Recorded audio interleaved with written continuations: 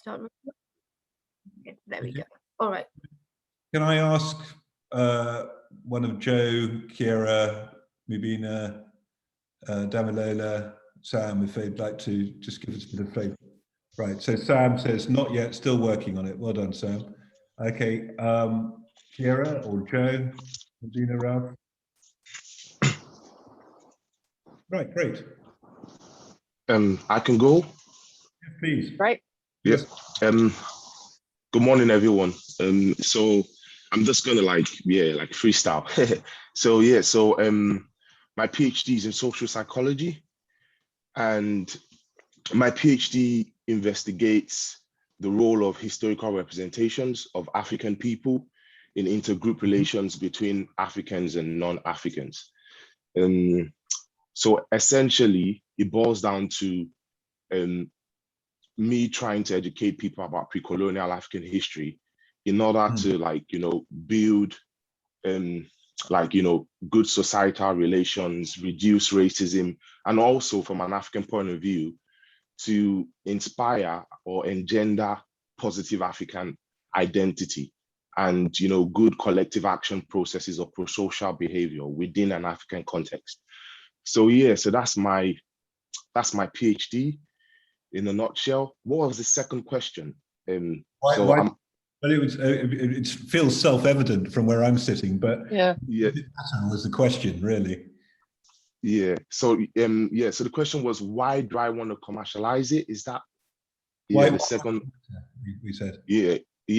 I didn't really. Yeah. I just think it's something worthwhile, even if it's not from the societal point of view, trying to change curriculums. But I think based on the skills that I'll be getting from my PhD, I can help, organizations, I can help communities in the process of social change. So because the principles and the theories and all the stuff that I'm working with on my PhD can lend to communities, can lend to organizations. And also my master's was in social and organizational psychology here at Exeter. So I still have a lot of passion for organizational psychology. Does that make sense? It makes total sense to me. Kath or Alexa, is there anything you wanted to ask? I think that was really good. No? Yeah, I'm with you, Chris. It feels very self-evident as to why it matters. Yeah. In this current world, it's really powerful. I don't think it, put it in the nicest word. That's great. I think it's a really good. For me, I'm really curious to see where that could go. So my brain's already going, ooh, wonder what that could turn into. Yeah. Yes. Thank you. Yeah, I agree. I think the idea of being purpose-driven and being impact-driven, when you have a research project that is so has so many implications for society as a whole and has so many promising benefits for society, it's a very good idea to sort of have that mindset going into the research as well, that I want to create impact with it. I want to try and actually do something with it, as much as it's so important for us to understand the issue in depth as researchers, which we obviously do. And the fact that because Dami and I are both in social psychology, so we have the advantage of always having people and their thought process and decision making in mind. So I think that's a really it's a really, I think, effective way, an impactful way of approaching your research as well. So yeah, love it. Thank you. Right, Joe or Kiera, who's that we've got there? Joe, would you mind sharing? Yeah, I'm happy to go next. So I am from the geography department and I'm a postdoctoral researcher. My research focuses on natural hazards. So I'm interested in how climate change is affecting the incidence of natural hazards in LDCs and MDCs. My current research is in MDCs. What are they? Oh, sorry, less developed countries and medium developed countries. My current research is focused on glacial hazards in Peru. So a lot of communities live in the Peruvian mountains and they're exposed to natural hazards and water scarcity and different impacts from the glacial retreat that they're experiencing at the moment. And we're working with some researchers in Peru, and we're trying to understand what the effect the glacier recession that they're currently experiencing is having on natural hazards in the region. So what impact that has on the communities. And at the moment, it feels very research driven. So there's a lot of stuff about, all the kind of science, and like we're publishing papers saying this is what's going to happen. But we're trying to, we put a proposal in for a Newton Fund for an impact assessment, which we didn't win, but none of the other bids won either, because there's been substantial cuts to ODA funding because of the government cuts that I'm sure you may, well, actually, I'm not sure you may be aware of, but there's been government cuts to overseas funding. So I've been approached recently by some commercial funders who are interested in trying to deliver this impact that we're trying to create. And so I guess what my interest in this session is how we kind of translate this research to kind of make it attractive to these external funders who we've been approached by. So yeah, that's kind of my perspective. Very good. That was really, really interesting. And yeah, well done on your stuff. Kath or AXA, is there anything you wanted to ask about that? No, really clear, Joe. Thank you. And I think, it'd be fascinating to see what you glean from this morning in terms of how that can help you, whether, because I'm immediately, as a business person, looking at it and going, oh, so how could that help? Who needs to know about that? Other than the people who live there, all the other delivery through, whether it's, and I worked in the aid community for a while. So for me, I'm going, oh, that'd be really interesting. Imagine if we'd known before the flood happened where the flood was going to be, those sorts of things, which we do, and they have that resource to a point, but it's further ahead. It's the planning, and I'm imagining some of your research is also looking at the other shift that's happening. Yeah, it's climate driven. Yeah. And the thing is, like, they have quite a lot of infrastructure in high mountains. They have quite a lot of hydroelectric power and things like that, and like a lot of that is impacted by these natural hazards that they're experiencing. So it is kind of commercially viable as well. But I'm kind of more interested in how it affects the communities, because they are kind of marginal anyway. Yeah. So yeah. Very good. Thank you very much indeed. Kiera or Mubina, here we are. Who's that? Hello. Morning. Hi. Hiya, Mubina. Yes, Mubina here. I just finished my EdD from Exeter in critical thinking and academic writing. I'm basically an ESL person. I teach English to speakers of other languages. So my research was on how critical thinking can be embedded in English courses for ESL students. And it was quite interesting to see.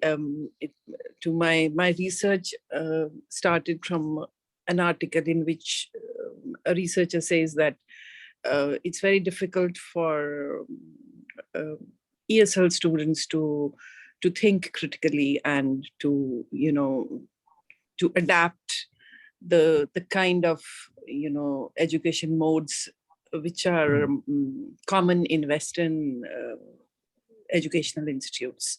Mm-hmm. So I wanted to know, to see, how the non-native speakers of English are different from native speakers as far as critical thinking is concerned. And I did my research and I did some text analysis. I interviewed students and back in my home country. And I found out that as the researcher whom I had read, and he says that critical thinking is a social practice, which is not, which is not common in other societies. So, but what I found was, I made my own tool to find out. And what I found was that in academic writing, with reference, because I am a teacher of writing, so I found that it is a social practice, even among people who don't speak English as a first language. It is a social practice.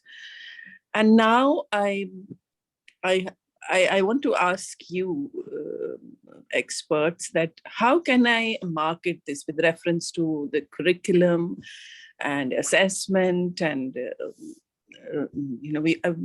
I would like to design a course and a kind of assessment framework in which critical thinking is embedded throughout. And when students come out of the universities, I did my research with university students, so they are well equipped in these skills. So how can I market this my idea? Oh, we'll certainly talk about identifying your customer, and we'll talk about how to access them. But the answers will be very individual to you. So we'll hopefully be using a critical thinking structure to help you bring out some of the answers. Kath or AXA, is there anything you'd like to? Yeah, really simple question from me, Mavina. Do you know Dr. Olivia Champion? Sorry?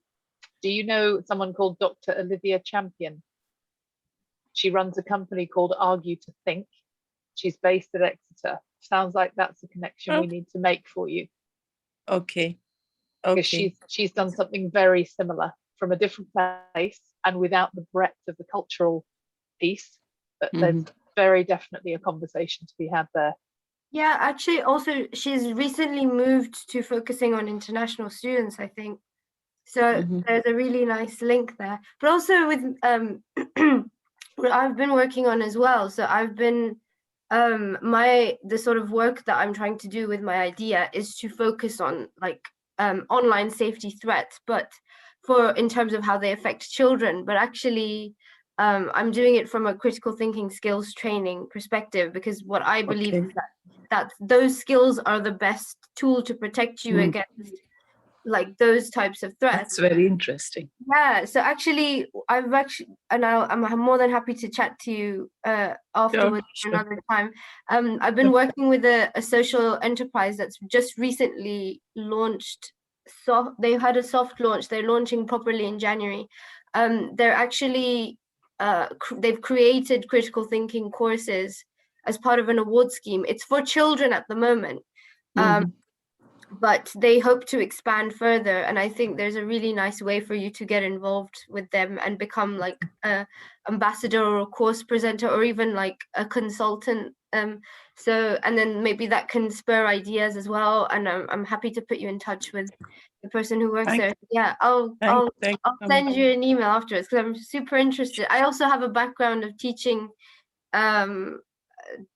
English as a second language, a foreign language, in different countries as well. So I really resonate with what you're talking about. So yeah. One of the joys of doing this sort of workshop. I know, isn't it amazing? Yeah. Didn't know existed at the beginning of the call, so that's great. Thank you very much, Mubina. Can we move to Kiera? Could you tell us a bit about your research and also why is it important? Hi, morning. So mine's very different to what everyone said so far. So I'm in the Sport and Health Sciences department. So actually my PhD is industry funded. So I guess there's already a commercial element to it in a way. So I'm looking at muscle protein metabolism. So how muscle synthesizes, how muscle is broken down.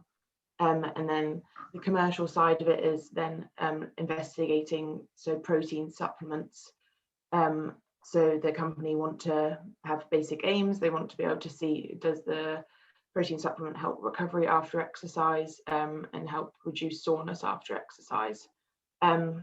So that's like the basic aim of my PhD, is to look at that to be able to fulfill their goals. And then I get to apply all my specific interests on top of that. So I'm interested in the inflammatory process, so like more biochemical stuff that goes on in the muscle after exercise. So I think I'm probably here because I'm interested in how commercial side of things works, and because it's just completely different to what I do.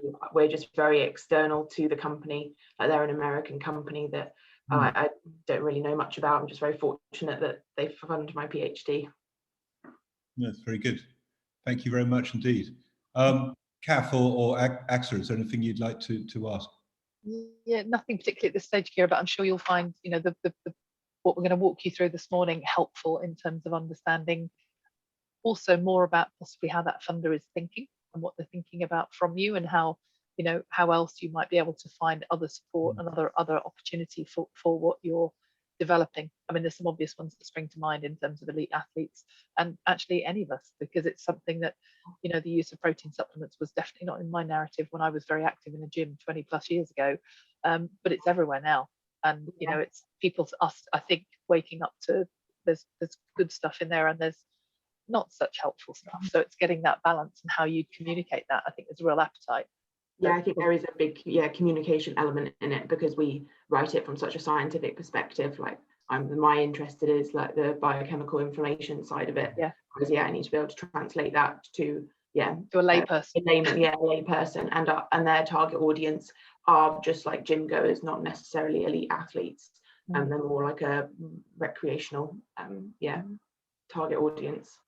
Yeah, that's really cool. Actually, I think I'd be one of your potential customers or target market, because I'm very much in the business of constantly trying to find protein supplements, but also trying to consult the scientific part of it, which I find there, you know, it contradicts quite a lot, or you're told that you kind of have to do your own research, and you know, there's always like new things coming up as well, and you're not really sure. It's a very, very good place to be, I would imagine, launch a business or an idea.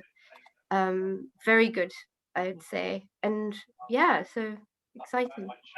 Thanks, Axa. Thank you very much, Kira, for that. It was really, really interesting. Okay, so the first step, of course, in all of this is actually you've had to vocalize what your research is, and that's sometimes quite a challenge, because this is really the intersection between what can be quite a technical discussion or technical ideas, and actually you're communicating it to total amateurs and people who know nothing about it. Well, amateurs in my sense, probably less amateur in terms of CAF. But the point is that it's quite a challenge to succinctly and with an element of being compelling communicate it, and that's one of the things that you'll probably want to think about. It looks like Sam's mic is. Sam's mic might be working, Chris. So we just go into the next one. No, definitely, Sam. Go, Sam. Go for it. Oh, unless it's just me, I can't hear Sam yet. Oh, no. Sorry. She says it's not. So why is this important? What is important, of course, when you're doing your research and if you're looking to commercialize it, is to recognize that actually it has to have an application which is valuable. Even if it's valuable, people won't necessarily know about it unless they can understand it and they can appreciate it. So it's that element of really communicating it, which is essential. And the research out there suggests that most business ideas, most innovations, the number one reason why they fail is because people make assumptions about the potential marketplace, which tend to be wrong. And they make those assumptions hoping that, or thinking, or from their own personal preference, suggesting that an idea will work, but actually it doesn't. And now how can one make sure that actually that isn't a problem? Well, what we're suggesting, and what in the terms of the commercial business advice world is really the most important thing, is to try and create a structure, a business model, if you like, which will help people avoid implementing their ideas poorly, miscommunicating it, or even making huge assumptions, which will cause it to fail when it hits the marketplace. So that's one of the things we're going to talk about shortly. And in the world of management consultants, of which Kath and I are two, there's loads of business models out there, and you can use multiple ones. The one we're going to talk about is something called the Business Model Canvas, which was developed by a chap called Alex Osterwalder, who was a Swiss business theoretician. And he took the view that actually if you could create a simple template and structure which people could use, that would help them go through a process of understanding how their business idea was going to answer the questions that the outside world wanted to. So what is a business model? Well, effectively, a business model is describes how an organization, or from your perspective, it might be you as individuals, will go about creating, delivering, and capturing value. So you might have this idea at the moment, which is either in your head or starting to work through your research processes, but actually it's how do you move that from being just research, or I should never say just research, but from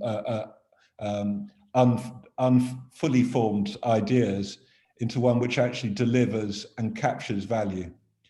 And the value could be money, it could be financial gain, it could be intellectual power, it could be the capability to change people's lives. It depends on how you choose to define value.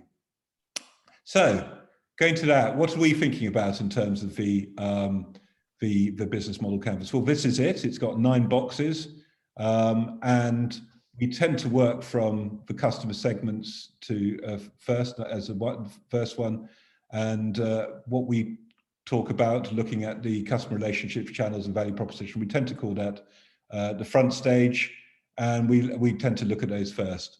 And then we tend to look at the second areas, key partners, key activities, key resources, which we call the backstage, the sort of operational activities second. And then we think about the third area, which is really cost structures and revenue streams, which is the things which contribute to ensuring that your business idea is sustainable as a final area. But we make sure the front stage and the backstage are absolutely work first. So thinking about customer segments, this is the questions really we're looking to answer in this template is, who are the most important customers? And also, who are we creating value for? Because we're not always creating value for our customers. We might be creating value for users as well, who aren't customers. We're also thinking about, in our value proposition, what is special about what we deliver? And we asked you, what's important about your idea? We're really thinking about what is the significant thing that you do which is going to help deliver value. And that might be thinking about the problems you're going to solve and the customer needs that you're going to be satisfying. And these are really important questions because, of course, if you can't come up with answers to that, you probably haven't got a business idea that is worth pursuing, because it needs to be distinctive in this competitive world where you're looking to reach numbers of customers. So now you know who the customers are, you know what your ideas are, you need to think about how you're going to actually reach them. And that's a real, again, is a real challenge. And if you're a researcher, it might be through individual discussions, or it might be through writing papers or presenting at conferences, or it might be other ways of doing it. But long and short of it, you need to have a tangible strategy, which is going to enable you to reach the people who you need to get involved with.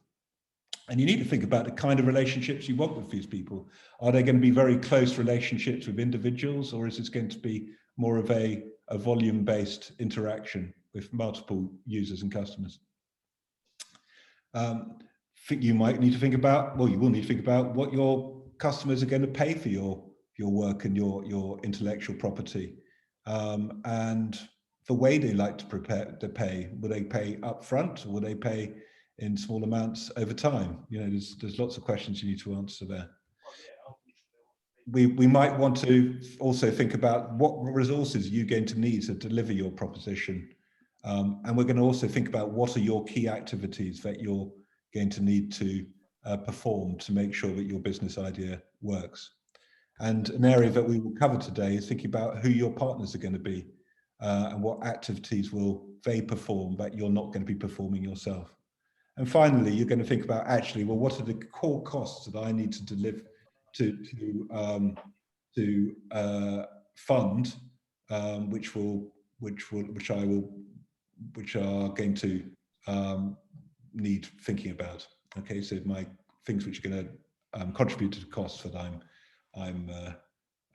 paying. So this is a really nice structure. We use it a lot. There's other structures. We use something called a lean startup template, which works very nicely as well, which is a derivative of this. They work equally well, but it's worth taking a blank one of these and working with someone, just saying, well, okay, this is the way I'm going to start thinking about my own business. And and see whether it's got the legs to commercialize it. In this particular workshop, we're going to be looking at customer segments. We're going to briefly talk about customer relationships and channels. In a bit more detail, we'll talk about value propositions, and we're also going to talk about key partners. And those are sort of just illustrative to start asking some key questions, which you'll probably want to answer. Okay, so first of all, we're going to move into thinking about the customer and your target market. And so you're there with your research idea, and you're thinking about actually what is the idea that who are the people you're trying to help, who are your customers, and who are your users. So who would like to have a think about what a customer is? Who would like to throw something out there?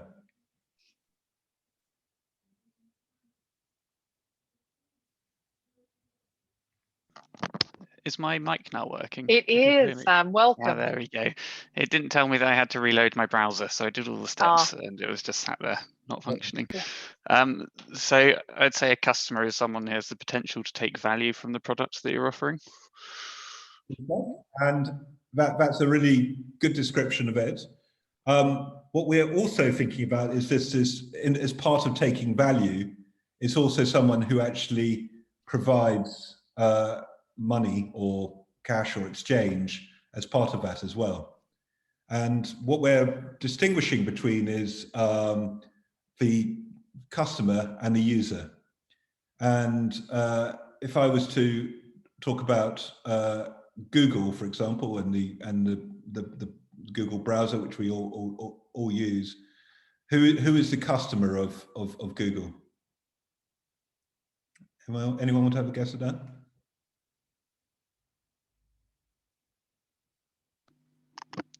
It'd be either the people using the search engine or the people marketing themselves on the search engine, potentially. In terms of this definition, in terms of customer, it will be the people who are actually advertising, actually paying for using Google. They're the customers. The users are any of us who actually just surfs on it to use the browser. So there's a distinct difference. And when you're going out into the marketplace, it's worthwhile really thinking about who are the real customers and who are the users. Clearly, customers want users. They wouldn't advertise on Google unless they thought there's going to be lots of people looking at their ads. So actually, they need to have the comfort there are lots of users, but they are different things. Now, I think we all know Zuckerberg and Facebook, and that's quite illustrative because a lot of the time, Kath and I will do these business model discussions with individual businesses, and they'll immediately say, well, actually, my business idea is relevant for the whole world. And if Zuckerberg had come to us, and unfortunately he didn't, but if he had, and asked us to say, well, actually, my idea would be relevant for the whole world, he'd probably be right. I mean, there's 2.6 billion people who use Facebook.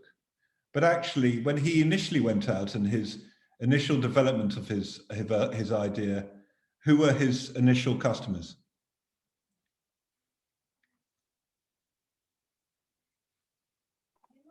Was it his fellow university? Yeah, his fellow, absolutely right. So in the original iteration of the Facebook, it was marketed purely to Harvard undergraduates and initially into initial colleges, and it got a real foothold there and interest, and it started going across different universities close by. Then it was marketed more to other, it was tested as well in large organizations like Microsoft and Amazon as well. And before it went overseas, and it was trialed with European and UK universities and colleges, etc. So it's certainly through the educational link that they first started, but it was actually through actually having a real understanding of what the customer wanted, that they realized that actually they had a business idea that was worth pursuing. And so in your discussions with yourselves, it's really important to think, well, actually, who is my customer? What do they look like, and what's their features? And this is a well-known brand which Elon Musk has developed. And when he initially set up Tesla, they had a very clear idea. They wanted to target this marketplace, sort of the well-off yuppies, people who've got real insights and interest in technical gadgets, and an audience that wants to look exclusive, but also feels that actually it's important to have environmentally friendly transportation. So they had a very clear idea, and they went as far as actually developing an avatar persona of their target market, having a really clear idea of who they were and what they did and so on. So why would they do this? Why would they go into such a level of detail to really understand who their customer was?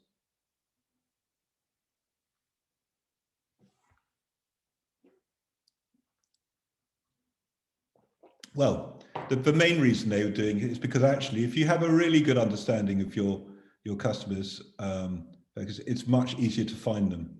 You can market very closely to them. You can really approach them because you have a very good understanding of where they will be and the kind of things they enjoy and the kind of things they appreciate it. So it's a very efficient way of understanding what they are and what they do, etc. So what I'd like to do now, if we can stop sharing for a moment, is ask you, who do you think your customers are?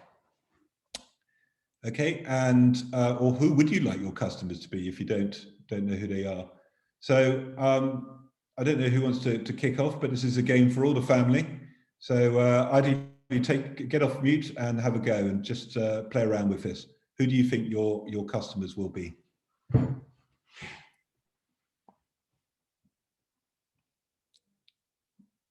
So should I give a quick overview of what my product idea was to catch everyone up? Sure. That'd be great. So I did my PhD in mechanical engineering, and I was looking basically at understanding material properties of carbon fibre and improving the way in which things could be made out of carbon fibre. And since then, we've been working on an EPSRC grant and a couple of Innovate UK grants on trying to mould thick section carbon fibre components, but more importantly, trying to use thermoplastic resins. So the advantage of thermoplastic over conventional thermoset resins is there are different moulding approaches available, which enable you to make much thicker components, but also that the material that we use in particular is completely recyclable. So actually, as part of a case study for getting one of the grants in, what I did was make a brake caliper using all of my old testing samples for the past 2.5 years. So just took them all, threw them into a mold and pressed out a brake caliper using that. The other advantage that our material has is that it has a very aesthetic quality to when it's finished, which obviously is something a lot of people looking for carbon fiber components and high-end things look for. And so really our sort of target audience is at present definitely a higher end sort of cars in the market. But the side sort of spin out of the approach we've developed is actually that we can use much cheaper materials than the one we're using and develop brake calipers. At the moment, we're focusing on brake calipers which weigh half as much as an aluminium caliper and have the added advantage of being completely recyclable. So sort of what I'm interested in from a business perspective is not just brake calipers, but the technology actually started with helicopter wheels. So essentially we can make any thick section composite using this process which we've developed using various materials. And what I'm interested in from a business perspective, there's sort of two ways you could go with a spin out to my mind. One would be to just make brake calipers for McLaren or something like that and make a high-end focus on a single product and make a high-end version of that. Or what I'm personally interested in is actually finding ways of applying this technology as a solution to other people's components. So you can look at pretty much any aluminium component in a car at the moment, and we're pretty confident we can make that and replace it with a material that's lighter, it's corrosion resistant, it's recyclable, and actually the unit cost is not that dissimilar to aluminium at the end of the day. So presumably my customer isn't actually the person buying the final car, but would actually be the OEM manufacturer. And then my user would be the person who then buys said car off of the OEM manufacturer. Very good. No, that's very succinct and really good. Thank you very much, Sam. That's really good. Right. Anyone else would like to throw out who they think their customers? I'm going to pick on you if you don't. Let me have a go. To be honest, like I always struggle to think about my work like as like a product. So I think my customers would be governmental authorities, I guess, and or social enterprises. So yeah, when I look at like, you know, trying to like shape curriculums and essentially trying to like educate people on how to like speak about history in a way that can promote like, you know, yeah, promote social unity and stuff like that. So I don't know if I'm right, but yeah, but that's my guess. Actually, you know, your idea is incredibly transferable across a wide range of sectors and organizations. It's who you choose to start with is the critical question. And when we talk to and advise people, we're really hoping that they identify what we call a beachhead, which is a marketplace which has a real clarity in their mind, so they can target that first. And if as your homework, if you went away and you were, by the way, we're not setting homework, but if we were going, I might ask you to write a list of 20 groups of organizations or people or types of people who actually your research would be relevant for. And then I'd probably ask you to prioritize the top 5. And then when you've done that, I'd ask you to think about the top 3 and so on and so forth. And actually then I'd say, okay, if you're going to invest £500 personally now to focus on one of those marketplaces, where do you think the best return that you would get from those top 3? And I'd probably ask you to select that. So that's how it works, is really you're just trying to think, because you are very constrained by your financial resources, by your capacity and time and effort and energy, but also your emotional resources. And so as business people, you want to probably give yourselves a bit of a pat on the back by focusing on those areas which have the best chance to be successful initially. Does that make sense? Yeah, it does. Yeah, thank you. That's okay. That's cool. Right, who'd like to go next? Kira. So I guess my customer is probably the company that are funding my PhD in a way. So because I'm providing them a service by doing research for them. And then I guess in another way, when I go to conferences and present, I'm trying to present my data in a way and it relates to recreationally active population. But I think in the long term, I want my research career to progress into how does this relate to disease and like healthcare. So lots of the up and coming research is looking into healthy aging and the importance of protein in that diet. So I guess being able to translate it and relate it to that and like metabolically compromised people and people like in hospital who are bedridden. So I think being able to, be able to translate the potential findings of like a healthy population and then be like, we should look at this in a not so healthy population. So being able to, again, going from layman's terms to but translating it to different sectors as well. That's really interesting. And I think in your situation, you're also thinking about your customer's customer, aren't you? So you're really thinking about who are the obvious marketplaces that the people who are funding your research are going to be targeting, and that will be helpful for you in terms of delivering as much value to your direct customer as possible, but also give you a chance of being able to spin out your work into a wider realms as well. Really interesting. Thank you very much, Kira. Anyone else like to have a go? This is optional. You don't have to do it, but it'd be nice to hear from, say, one more at least. Oh, sorry. Go on. Maybe if you want to go first. You can go on. Okay. I guess in my context, it's a little bit difficult for me to kind of come up with a obvious customer, because my kind of what I want from it is to kind of help those communities who need to become more resilient to the hazards. So, I mean, my PhD was funded by Lloyd's reinsurance market. So obviously they have an interest, so kind of reinsurance, that kind of thing, has an interest in making either resilient communities or, you know, resilient infrastructure against natural hazards. And I guess the hydropower plants and other infrastructure in high mountain regions would want to potentially invest in that.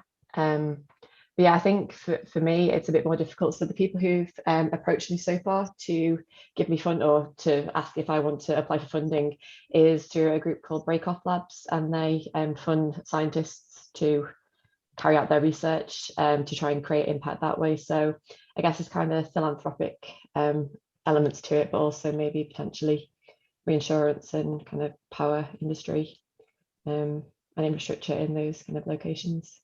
So it's a little bit more difficult, I think, for me to kind of focus. No, I think that's pretty succinct from my perspective. You've got a good understanding who your users are, who are effectively the people who are going to benefit from your research. And the customers are, you know, in many ways, the organizations which are trying to protect and support them as well, and can see real value in your research. So I think, again, it's just trying to get a bit of narrow focus, and that's not quite to the level of Tesla and their persona or their avatar, but if you can think about actually, who am I trying to target? And ideally, when you're talking about organizations like Quangos or, organizations which are trying to support, to help people, which roles am I really trying to target? Who are the budget holders of those areas who would have real interest in it? Who's likely to engage with my research and really find it useful? So if you can almost think of specific roles and people, that's even better in terms of reaching them. Okay. Thank you. Mubina, we interrupted you, didn't we, or was it? Yeah. I think my customers would be the educational organizations who work on curriculum and assessment, basically, and the user will eventually be the students. And I would like to target schools and universities both. So I don't know how to go about it, but I have my tools which I can offer and tell them how they can be used in different disciplines. And yeah, that's about it. And would you have a view on who in those schools and educational organizations you would target? University, at university level, the curriculum committees, they have their own system. I can approach them. And school is more general. I can approach the school authorities who are who keep working on improving the curriculums, and I'm not sure about anything right now, because I had not thought about commercializing my research much. I hadn't thought about it, but now I think I can do something. Listening to you. Well, that's all we're trying to do, is drop a little pebble in your pond and to create some ripples. That's all we're trying to do. And it's a really interesting question, isn't it? Is who are your customers? Because actually it's often not obvious who they are, and that will ask and force you all to ask more questions as well. Thank you very much. Anyone else wanted to add anything to that discussion? I'm sorry, I've lost track of who hasn't contributed. We've heard from everybody. We've heard from everyone. Good stuff. Well, with that, I think I'll hand over to you, Kath, for the next section. Very happy to. Let me just share my slides. Hopefully you can all now see those. Can you? So as Chris said, one of the most important things, and I think it's probably timely just to say a couple of things. Number one, all the slides you'll get a copy of, and any links that we think will be helpful to you, we'll put in that slide deck that AXA will share with you. But also it feels very pertinent to share that obviously this whole conversation is driven from our meeting AXA on a series that we run for part of the IIB team, and we'll tell you more about that at the end of this morning. But particularly, for me, it's the moments where we run this entrepreneurial research program. It's a 3-morning set that really drills deep into the business model canvas and uses that as a template to help you explore your idea. And one of the most powerful things, and it happens on the early part of day 2, day 1, is really looking into this distinction that Chris mentions between a customer and a user. It seems very simple when you reflect on it, but actually this piece around this understanding, where's the money flow? How are you going to make your research monetizable? And there's so many different ways, and we cover that in the course of that course. But obviously the purpose of this section now is really just to look at how you demonstrate value and impact, and really just to give you sort of a lens through which to look at that.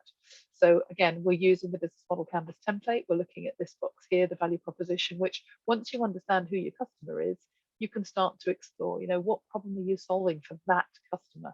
You may potentially have lots and lots of different customers. Chris's point earlier, so important, understand the range that you might have.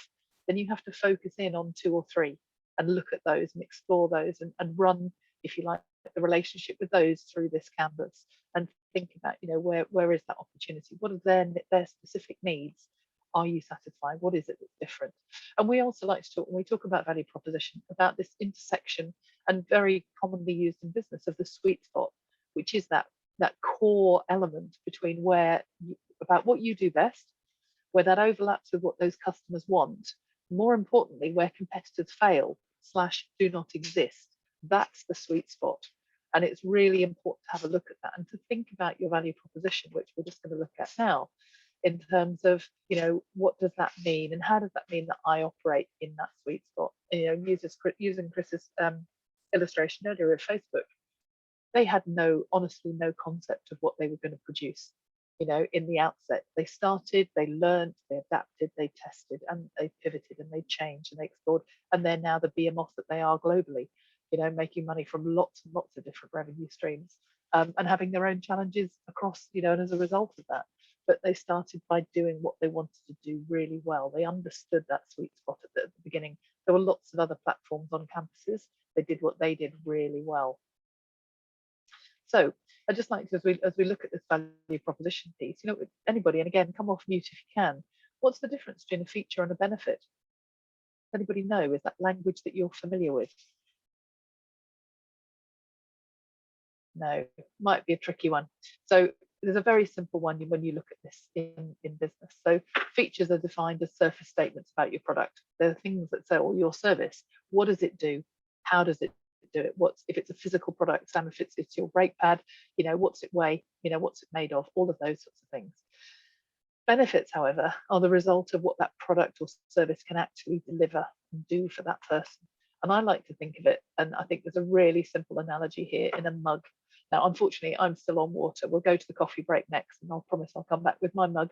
But just thinking about a mug, what are the features of a mug? What might they be? If you look at that mug there, what are its features?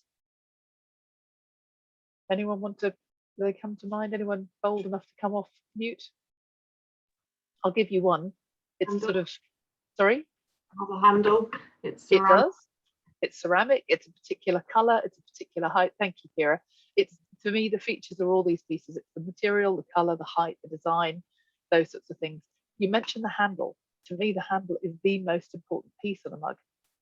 And that handle is actually the benefit, because it has a handle. When I drink my hot coffee, my hot tea or green tea, whatever it might be, I don't burn myself. And I tell the story deliberately. I've got a glass of water, or an empty glass currently on my desk. I went to a meeting once and I was in a phase where I was drinking boiling water. I said, what can we get you? They didn't have any herbal teas, so I just chose boiling water. And guess what? They brought that to me in a glass. No use to me until it had cooled down enough for me to pick it up. And it really hits home for me, this piece, that the difference, if you're ever struggling to think, what's the benefit of what my service offer is, what I'm doing, think about that mug on that cup, because it is what makes that massive difference between it just being another vessel through which you can put, take a liquid to drink from. A really simple illustration, but I think quite helpful at this point. I guess what I was, sorry, to go back to that. Yeah. That can also be quite blurry, couldn't it? Because technically the material is also a benefit, because like you said, if it was a different material, it would be too hot to hold. So then Yeah. it gets a bit, and technically even like the height is a benefit because it's the right height for you to drink from. So then how would you make sure that your benefits and features are, because they're really good illustrations, Axel. For me, they're so strong because actually that's the point. You know, a handle is a feature of a mug. What you're doing though is talking about the benefit of that handle, the benefit of it being, and you could very well have it in an insulated cup or glass, then you wouldn't burn your hand. The point is, yes, the insulation is a feature, but it is also the benefit because it does something for the person who's buying it or using it. Again, remember, your users can influence the person who's actually buying it. So it's a really good point you make there. It's not necessarily, it doesn't sit in one box or the other. The point we're trying to make here is talk about what your service is, what your opportunity is, through the language of the benefit it brings to the person you're addressing. If you're looking for finance, keep that in mind. You know, the handle may mean nothing to them. They might be more interested in a different feature that gives them some benefit. Does that make sense? Yeah, I guess like the more features can be seen as benefits, the better, right? I mean, it can never be a bad thing, I guess. Yeah, but I'd focus it from the point of what benefits rather are the customers that I'm looking for. What are they looking for? And again, that's the piece when we talk about, and you know, there's lots of opportunities when you get that far to think about, you know, how do I communicate this to those people? You think about how powerful advertising works. It works because it focuses absolutely on the benefit it brings to the audience, to whoever they're communicating with.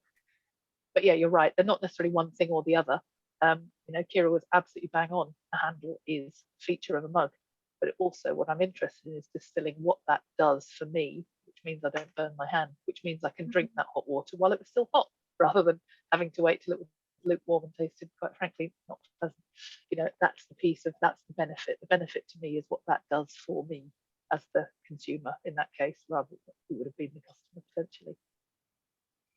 Yeah, great. So leading on from features and benefits, you know, anybody have any thoughts on what a value proposition is all about? Because it's an important component in this. And again, as a core foundation within the business model canvas, within taking any idea to market, it's important to know about that. I'm not seeing a huge surge, so I'll carry on. A value proposition, and we'd like to use this definition, is it refers to the value that a company or an organization promises to deliver to their customers should they choose to buy that product or service. So it's what I say I'm going to do, or what I say my widget is going to do for you. And it's really important to have that sense. The emphasis there is absolutely on that word value. And again, we base a lot of this around the books from, it's called, I think, Business Model Generation, the first one. And we'll again send links to all of these. There's a great video here, which will be in the link. I'm not going to play it at this moment, but which talks about the value proposition canvas. And that's really just a schematic. So just as we have the main business model canvas, there's a value proposition canvas. And really what's important here is to put yourself, and no pun intended, in the shoes of that customer. So when you work your way through, when you think about your idea, you start by looking at the customer jobs. You look at, you know, if you're going to use this value proposition canvas, and we're not going to actually work through this in any detail today, because I think it's too early, but it's just to get you thinking as you begin to think about the commercialization of your opportunities, that this is a good lens to look at it through. So when you look at this, you know, what is your idea going to be all about?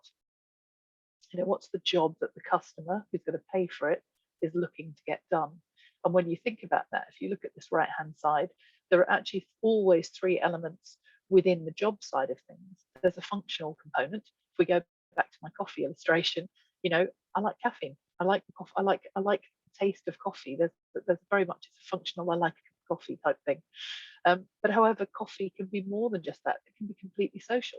You know, it can be all about going to that coffee shop to meet somebody, or having somebody, you know, in the days when people did travel between homes more than they maybe do nowadays, but there's that opportunity to share that moment with somebody. So it's a social piece.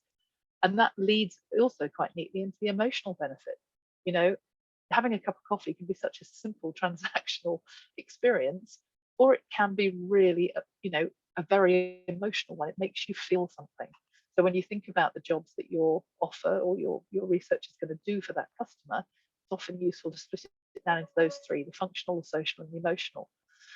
It's always when customers are looking for something, they've usually got some pains that they're wanting you to solve. And again, the value proposition very much encourages you to look at it through that lens. Look at, what are the negative outcomes that you're going to address by solving that problem, by solving that pain for them? What are their frustrations? What's getting in the way? When we talked, Sam, when you were mentioning brake pads, I'm thinking, there's a weight component there, isn't there? Which has got to have an impact. I'm not a huge petrol head, but there's got to be a benefit in that way.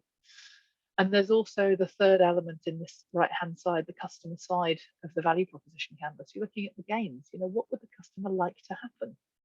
What's the benefit they're looking for? And again, that's why that B word is so important.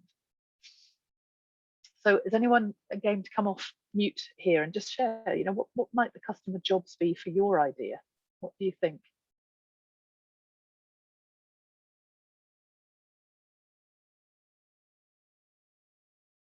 I know it's a tough question.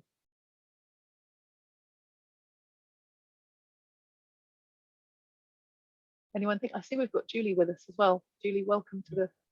Maybe we could think about Sam's product. Yeah. I think that was quite a well-formed idea. Sam, I don't know if you'd be prepared to come off mute. Well, you have. Thank you. Sure. So just to clarify, as a customer job, if you could just quickly remind. So I know what I would obviously be trying to offer to the user that the customer would be looking to provide through the product. Is that what you'd term as a customer job?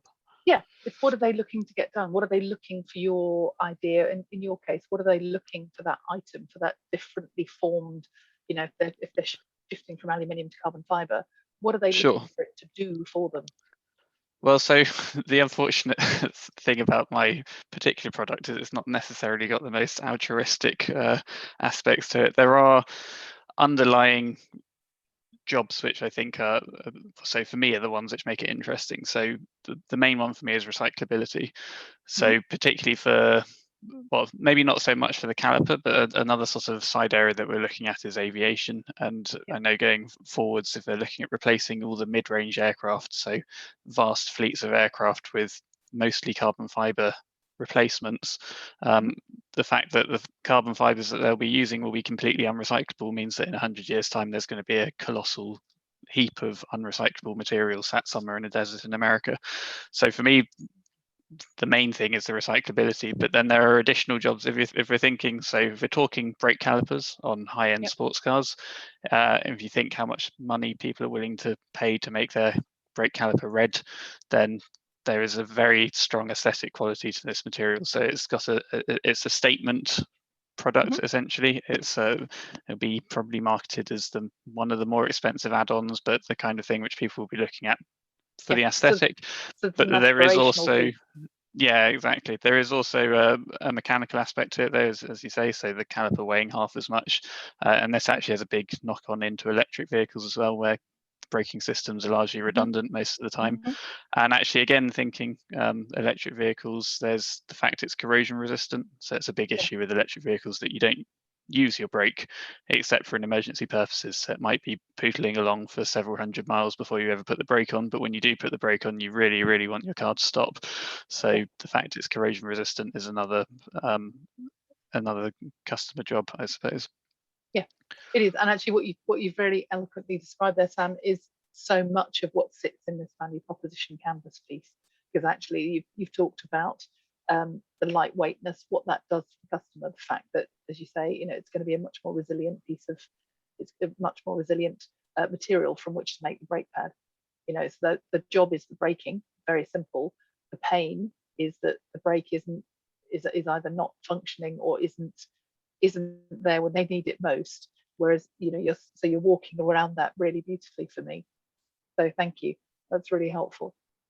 Any questions on that? I think what we should do is, if we move on to the flip side, because Sam, you took us into this, was very much looking at actually you're solving that problem, and that's really the point of the canvas. Is if you start in one place to understand how one side feeds back to the other, how one side then compensates. So you start by looking at those jobs, the pains and the gains, and they then feed you into actually what is it that I really need to deliver, which in turn, coming back to the start point of looking in terms of the benefit side of things, it helps you really understand what it is you need to communicate when you get to that stage. And as I say, whether that's to a potential funder, whether that's to a potential collaborator, it's understanding where in this mix you have what elements within it you have to communicate.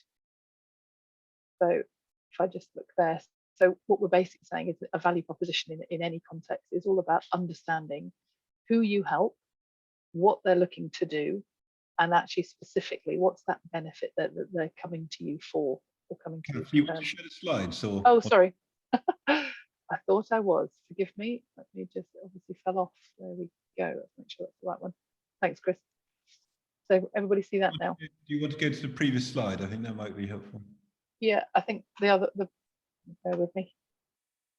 Yeah, it's only showing the flip side, which is when I was saying about Sam, you're absolutely right. You know, when you start talking about customer job of simply the brake pad, you're talking about how that solves a pain. You're then describing, you described so beautifully the relief that pain will give to that customer. So really the point of the value proposition canvas is starting here on the right hand side in the customer's shoes, and then looking at, you know, how do I do this? What is it that my service delivers? What is it the product or service that is delivering that might be aspirational? You know, it may well be that becomes a key component when you're describing the value proposition that you offer to that particular customer. And again, as we said before, this will depend on which customer you're talking about. If you've got a range of different customers, then you need to have a range of different value propositions to suit their particular expectations and what they want from you, which is where the Tesla example is so useful, because they had to drill, they drilled so specifically into one particular demographic and knew them really well. In most cases, you know, it's not as easy to do that at the outset. So start with one with what you do know about them. Think about, you know, more humanize who that person is, then you can bring that value proposition to suit their requirements. So yeah, so when we look at this, and these are really just when you're ready for this hopefully will be a useful way for you to actually put into words what your value proposition is. Another way of looking at it, when something we use frequently with businesses, is what's called the onlyness test. I'm somebody who doesn't really believe that anybody has a USP anymore. It was a phrase that was around, you know, certainly when I was starting out my career. The opportunity to be a unique sales proposition, I think, is really hard. And this is a shade of that, I recognize it.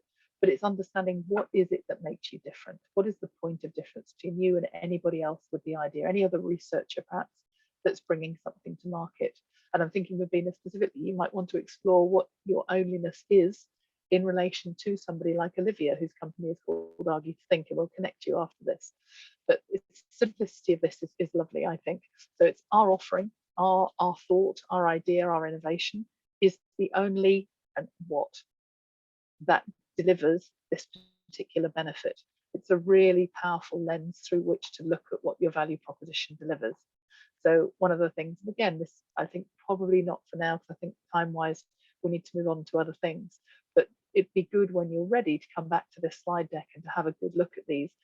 They're both ways of looking at the definition of your value proposition.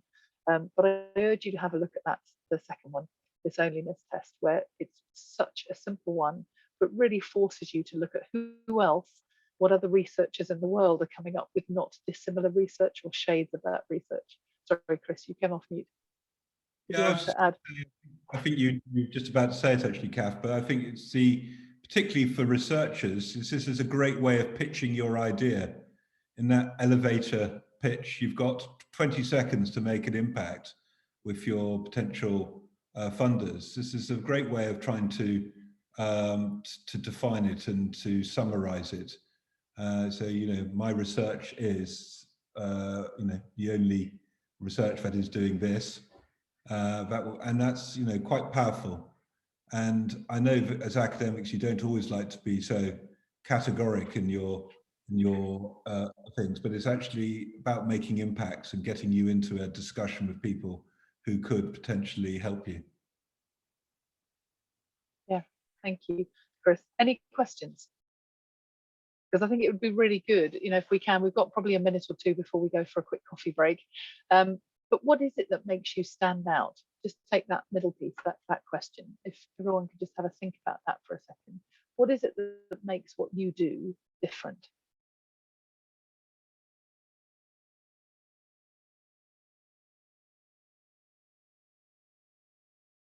Anyone bold enough to say? And I should actually invite Julie, would you like to come off mute? We're not sure what your interest and area of research is. I don't know, Axa, whether you know Julie. I'll just stop sharing for a moment. I don't know whether Julie, whether you're able to come off mute. No, yeah, it'd be lovely to hear from you, Julie, if you can hear us. So without the pressure of the value proposition, maybe just come and tell us what your idea is, if you would. Oh, hi. Hi. Yeah, I'm so sorry. I have terrible. I live in the middle of nowhere and have terrible internet problems. So couldn't get on. It's the idea is more of a sort of it's my PhD is in creative writing, so it's more about a sort of idea of that as a sort of workshop. Mm-hmm. So it's the selling of the workshops essentially. Oh, okay. Eventually. Brilliant. So what would make those workshops stand out? I'm don't just mind me trying putting to. you on the spot. I don't know. I'm trying to think. Okay. So There are actually quite a number of them building up at the moment, which is a slight worry. A number of workshops like yours, or a number of ideas that you have? I think over lockdown they became quite a. Yeah, so it becomes even more important to think, what is it that I do that nobody else does? What is it about my workshops or me and the research that I've done that is distinct? And Yes. you know, I appreciate it's a really tough ask, you know, when you're in the space, you're all in. So I think maybe just leave that with you, and maybe we can regroup on that later, or if it comes to you later, you know, feel free to chip in. Thank you. Yeah, welcome. Good to have you on board. So thank you. I will probably be in and out because of the internet issues. Of the internet. Understood. We'll look forward to you joining us for as much as you can. And AXA is recording this, so hopefully you'll get most of the thread coming through. So at that point, I think we were going to just give you if that's all right, a 10-minute comfort break, Chris, or how do you think we're doing? I think probably 10 minutes. I'll pop a timer up. So what I'd say is, as we've done on these before, stay where you are, as in there's no need to leave the Zoom room as such. But what we recommend is, you know, I'll put a timer up so that you know how long you've got, but everyone's got time. Just get up, get away from the screen, stretch your legs, and I do urge you, if you can possibly step away from the screen, even for a few minutes, it's really helpful. And then we'll regroup at about 10:25, Chris. Does that sound about right? Or slightly after, just before 10:30, I think. Chris, you're on mute.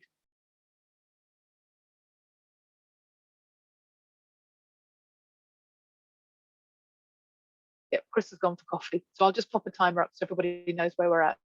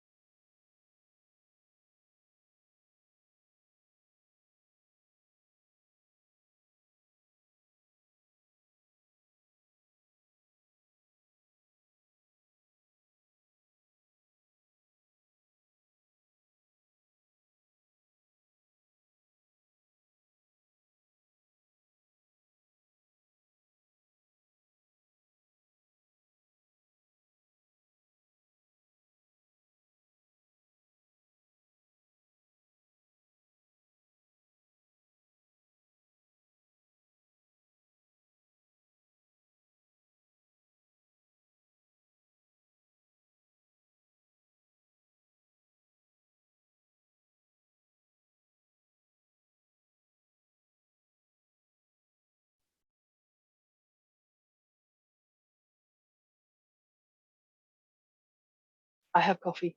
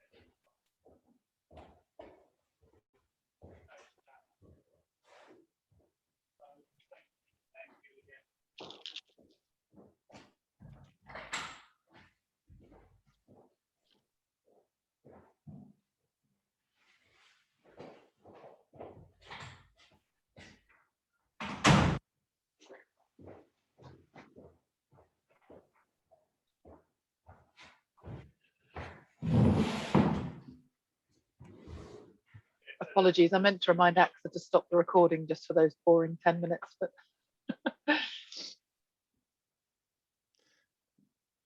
I think they'll be up to fast forward.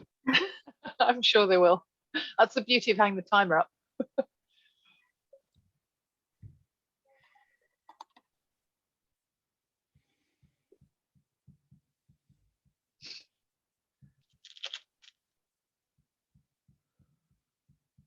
I was just going to mention quickly, Chris, I've just had an electrician arrive a little earlier than we were expecting. So hopefully all should be well. There should be no interruption to power supply. Don't worry, I'll panic if that happens. So will I.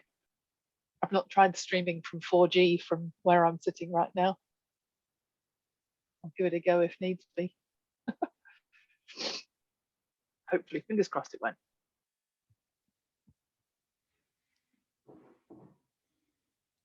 I do have a backup Wi-Fi if needs be. It's what we were using before ours was connected. I love it. Plans B and C always in play. Right, 35 seconds to go, Chris. I'll stop sharing, shall I? So you can for the next one. Just stop that, otherwise the timer goes off and I get this awful shock when it starts beeping in my ear. Over to you. Okay.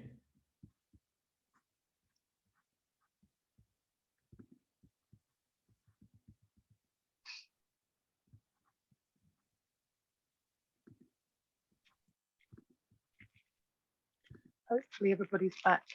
Yep. It's going to be hard to know.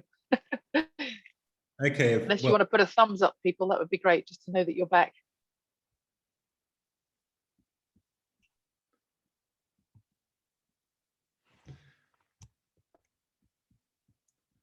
Right, lovely. Right, okay, so welcome back, everyone. Hope you had a nice break. So we've talked about your value proposition and the things that makes your idea special. We've just alluded to the onlyness test. We've talked about your target customers and people you're going to be targeting. And Julie wasn't here at that point, but we've discussed in quite a lot of detail about making sure that you focus very clearly on your target customer and they are different from your user. We're now going to go to the left-hand side of the business canvas and talk about, well, we're talking about protecting your ideas really and thinking about how operationally you can make sure that your ideas are going to be safe and secure. And in the field of research, there's the idea of protecting your research is as old as the hills, and these are two characters who were involved in quite a difficult discussion about who created calculus. On the right, you've got Sir Isaac Newton, and on the left, you've got Gottfried Leibniz, who, and they both claim to have formed calculus, and people now suggest that they probably both did it independently. But the long and short of it, there was quite a big discussion, and the potential for whoever lost there to have spent an awful lot of time developing something that someone else had already developed. So that could have been difficult.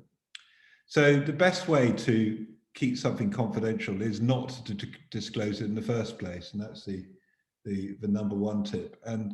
But the reality is to get your research ideas out of your head and to make them valuable, you do need to talk to other people, and you need to actually start communicating in an effective way. So it's probably not a sustainable way of keeping it totally confidential, in which case you need to think about, well, how can I make sure that my idea is going to be safe? And so hopefully you've, a lot of you would have heard of something called a non-disclosure agreement,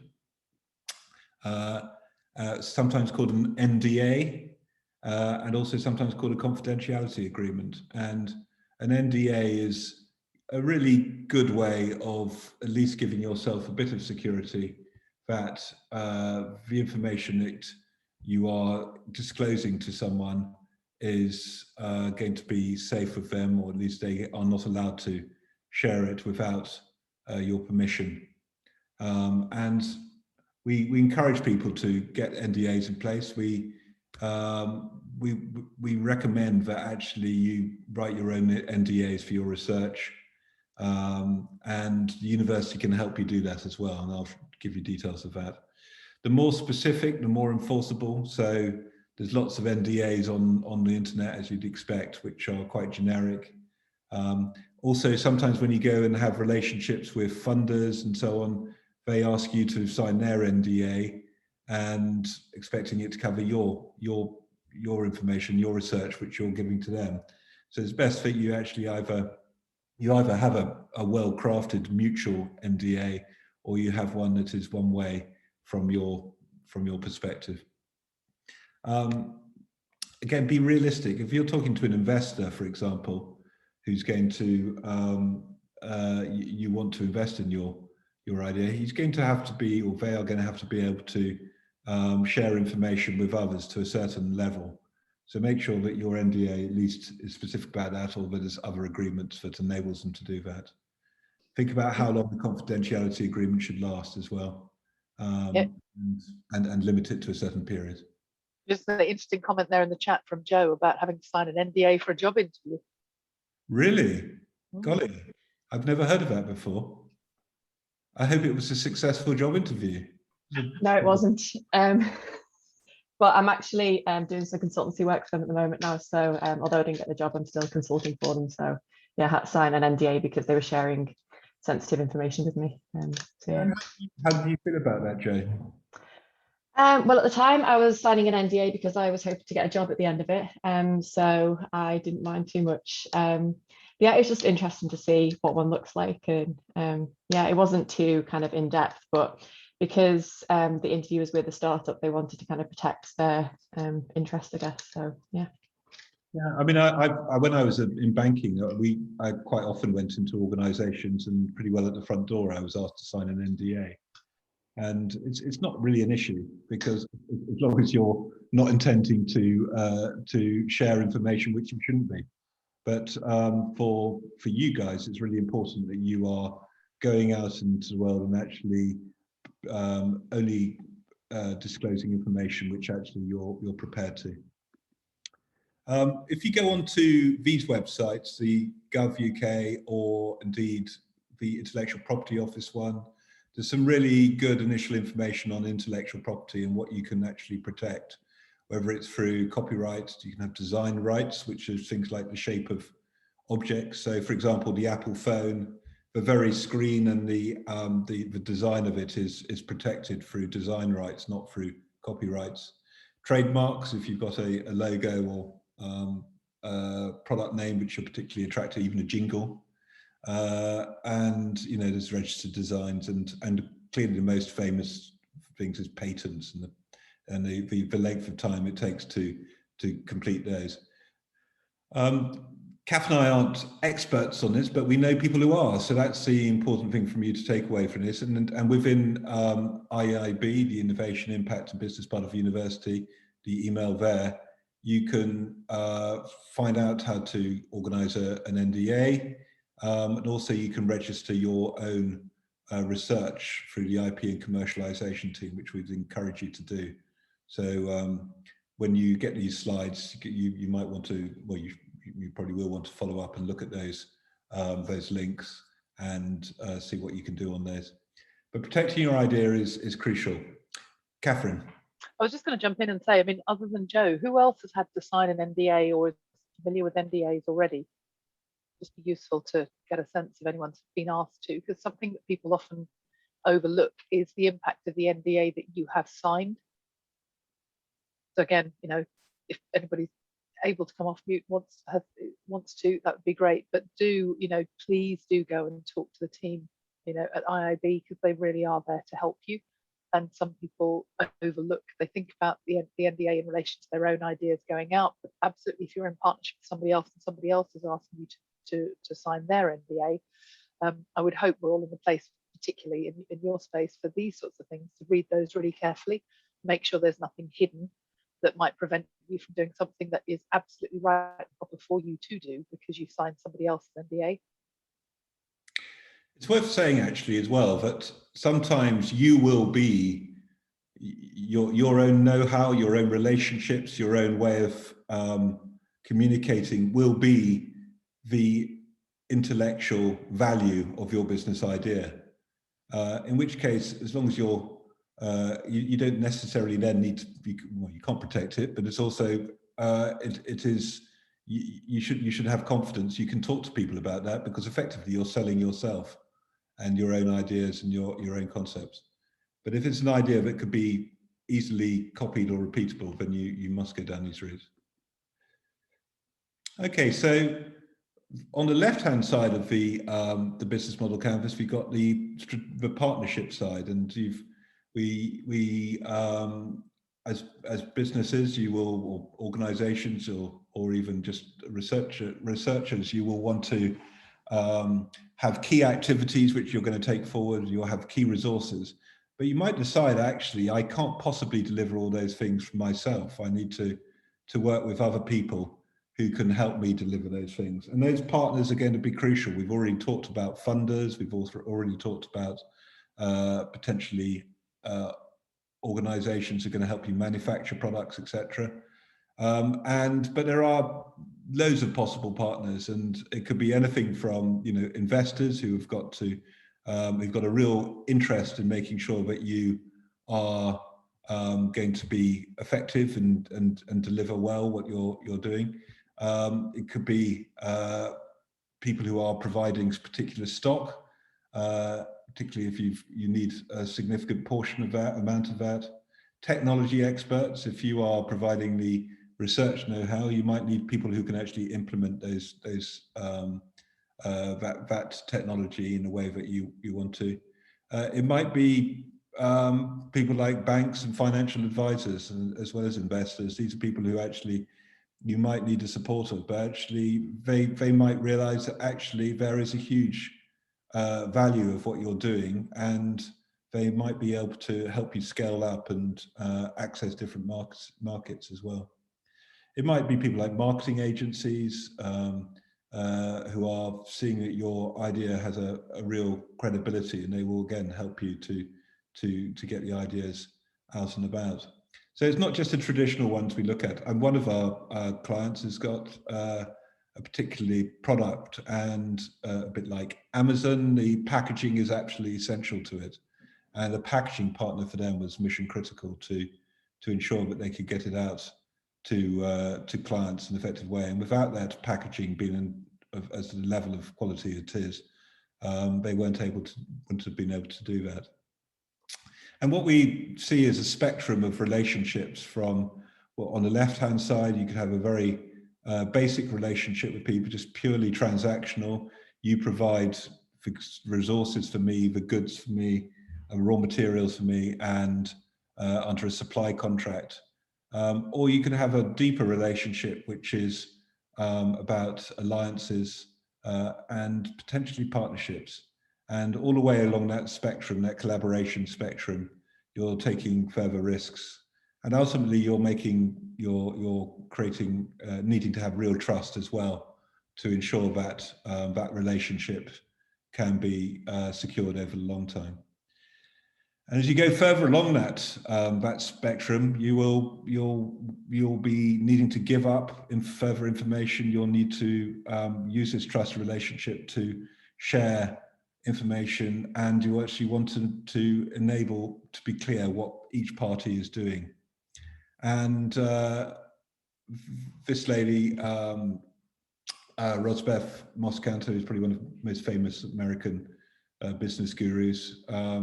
She wrote this article for Harvard Business Review, but she says, I mean, true partnerships are ones which are two-way, and they're ones which actually both partners can yield more than just a deal. And that's a long-term relationship. They're thinking things where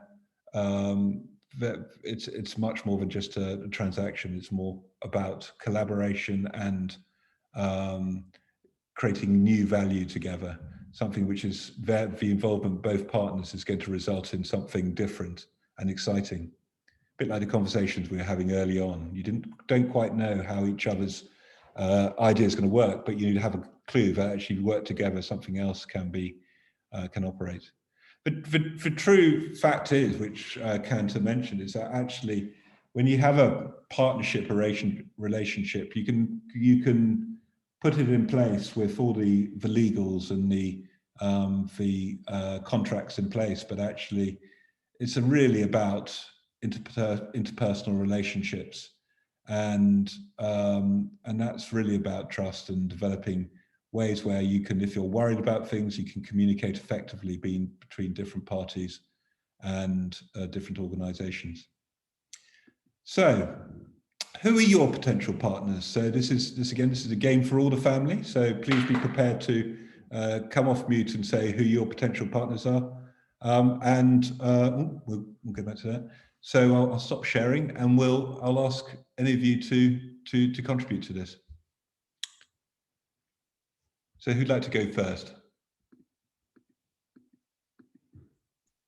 So I'm happy to go first if no one else wants to step forward.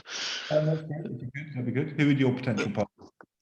So the potential partners would presumably be OEM manufacturers of various automotive components. They would be the top tier partner. Then there'd also be partnerships below that with the tier manufacturers, so the people who actually make the individual components and sell them on to the OEMs. One of our sort of points of curiosity from the business perspective would be to essentially try and not be involved necessarily in the making of the component. So actually a partner itself would be the people who we have identified with the capacity to make things with the process we've developed, so that who might not typically be sat within the automotive industry, but we feel have the capability and potentially the desire to make these components using our new processes. But I mean, that's very sensible. So yeah, I mean, when you are providing the know-how and the capability, you probably wouldn't want to get involved in the manufacturing, but you would want to have a close relationship with someone who can produce it to the specifications and capabilities you have. So absolutely right. And and also it's worth thinking about who are your potential competitors as well. Well, so that yeah, again, they would be the potential competitors, but the advantage we have obviously is the edge in terms of several years worth of development of. So we've done a lot of research into existing patents and things like that, and we're fairly comfortable that the competitors are exploring different avenues, which we personally feel aren't necessarily competitive to what we've come up with. So okay, interesting. But it's not impossible to imagine that some of your competitors could be your potential partners as well. Absolutely, yeah. That's interesting. Okay, thank you very much, Sam. Good stuff. So Mobina or Kiera or Joe, Salman, we haven't met you, but it'd be good to hear from you. Julie, please feel you can share. I think my partners would be the curriculum designers or people who are responsible for assessment, and maybe the competitors too. Very good. Yeah, and also people like accredited educational organisations as well. Yes. They could be Yeah. people like Pearson and all those organisations who edX, Yes. that group, that bunch of people. Potentially partners who are educational experts as well out there, presumably. Mabina, who would be able to help you develop your ideas and approaches as well might be. Yes. Yeah. I'll make a note of that. Thank you.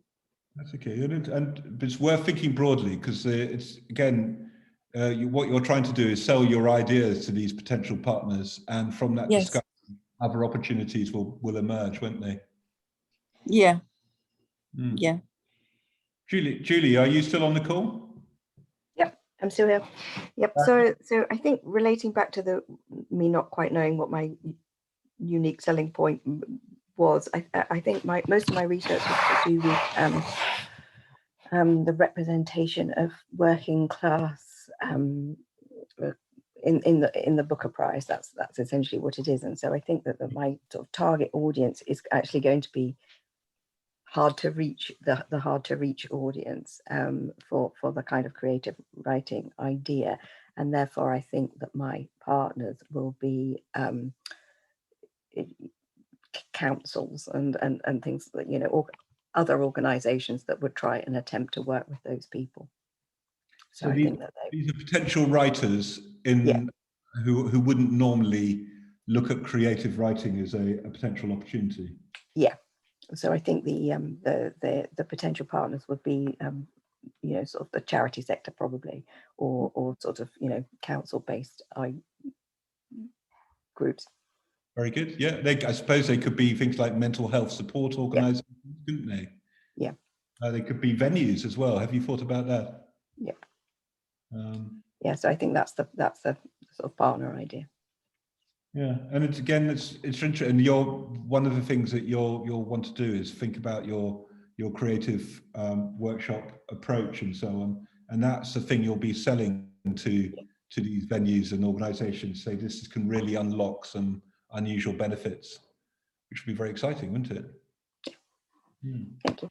Thank you. Who else would like to go next? Kiera or Joe? Salman? I guess my potential partners could be any pharmaceutical company, corporate companies that make different products. But then I guess the area of research that I'm doing is broad, so I guess I could just start thinking outside the box of how it can expand a bit further into different areas. Just haven't explored that idea yet, so it's definitely something to look into to see where where the research could go. And I wonder if there's a broader nutrient generally. Yeah, that's true as well. Yeah. All different compositions, different makeup, different specifically my PhD is looking at vegan proteins.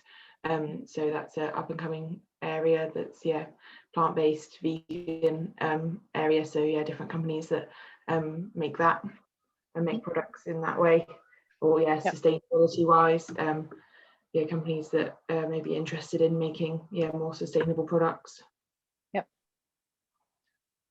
I think Kath knows one who you might be able to. I think we might have met them. I don't know if they were on your ERP, AXA, or one of the others, but yeah, definitely there's a connection to be made there, Kira. I'm making lots of notes because actually I've got connections, I think, for everybody at this point. Oh, lovely. Very good. It's more than just a workshop. Right, thank you very much. Who's next? I was wondering whether Salman can come off mute or maybe even show video. It'd be nice because we don't know what your business is. Oh, Salman has to go. Not to worry. Okay. Another time. Is Damalola able to come and share? I have an important during this last session. I can't remember. I watched the session, but okay, he said he had to do something. Okay, yep. Who else hasn't been able to share? Kiera, did we hear from you? Yes. Joe? Damalola's come on the screen. Yeah. I'm really sorry. I was sending out an email. That's okay. Don't worry. We're talking about partnerships, and again, I think your idea is ripe for partnerships in some respects, because your opportunity needs to be co-developed in some respects, doesn't it? I suspect. Yeah. So looking at partnerships, I think before I started the PhD, I was looking at organizations like UNESCO.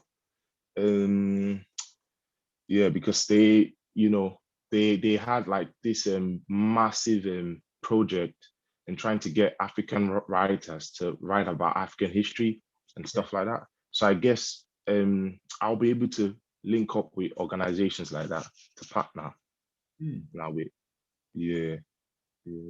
And are there people who are working in a similar space to this that you might want to collaborate with and talk to? Not really. Essentially, most of the research that has been done looks at history, like how historical representations impact Western societies, looking at the role of collective guilt and some other stuff. But my angle is totally different. Totally different. Yeah. So again, crystallizing that and thinking actually who would like your angle and who would value your angle, which is different to everyone else's. And it's a bit like going back to the question about customers, isn't it? It's really thinking which of those organizations could I really work with and partner with to take my idea forward. Is it like, are you thinking of marketing whatever you decide you want like the form of it to take?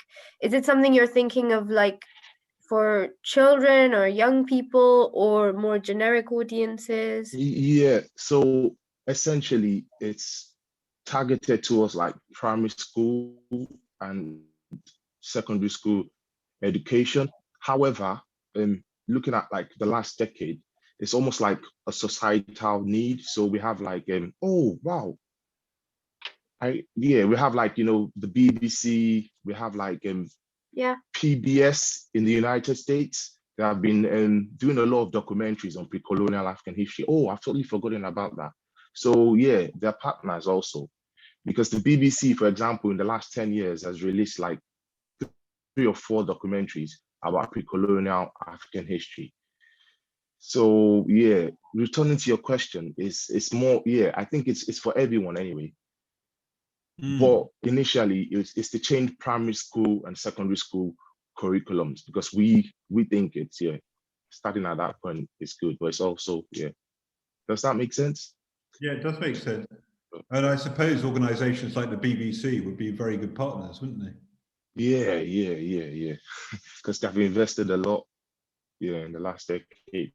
But also different perspectives is something that they should be really promoting, isn't it? So that would be, if you could find the right exactly ideas once you're further down the line, I think that would be really, really powerful. Salman, did you? Oh, Salman's gone. Sorry. Yep. Kath, who we got left? Sorry, I've lost track again. I don't know whether Joe or Mubina. No, we talked to Mubina earlier. Yes, we did. Yes. Apologies. Yep. Yes. So I think it's Joe then. If Joe can come off mute. There we go.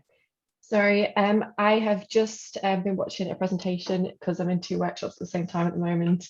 So I've kind of missed what we're talking about. The presentation just finished now, so I'm back in the room, but yeah, I'm not sure. So we're talking about partners. So you, in your activities where you're looking to you've obviously got users who you're trying to help, and you've got organisations, support organisations who are trying to prevent local disasters, etc.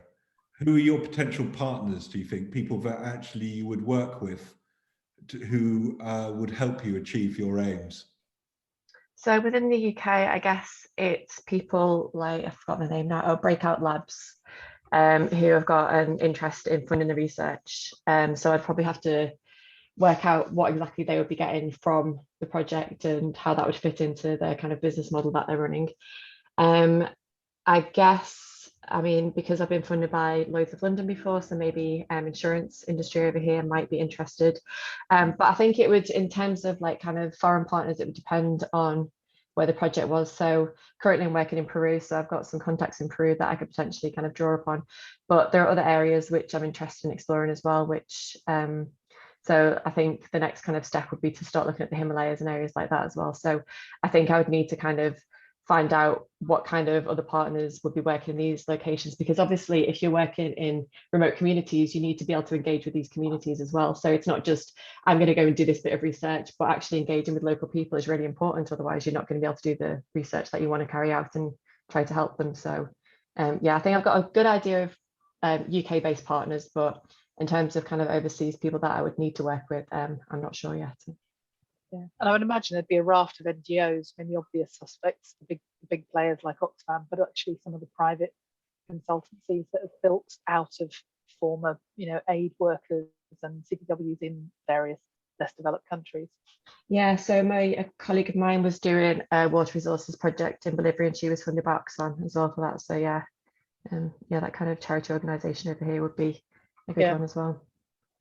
Very good. Axa, I'm going to ask you, from your own research and so on, who do you think would be your key partners that you want to take things forward? Yeah, so I'll give a brief background, but my research is focusing on how to, well, it's exploring the effects and the impacts of misinformation and fake news on children and adolescents and their decision making. And from my sort of understanding of the literature, there's a lot of evidence that shows that critical thinking skills are that sort of component that's missing from the education system, that is the thing that can help with protecting children against this threat more than anything else can.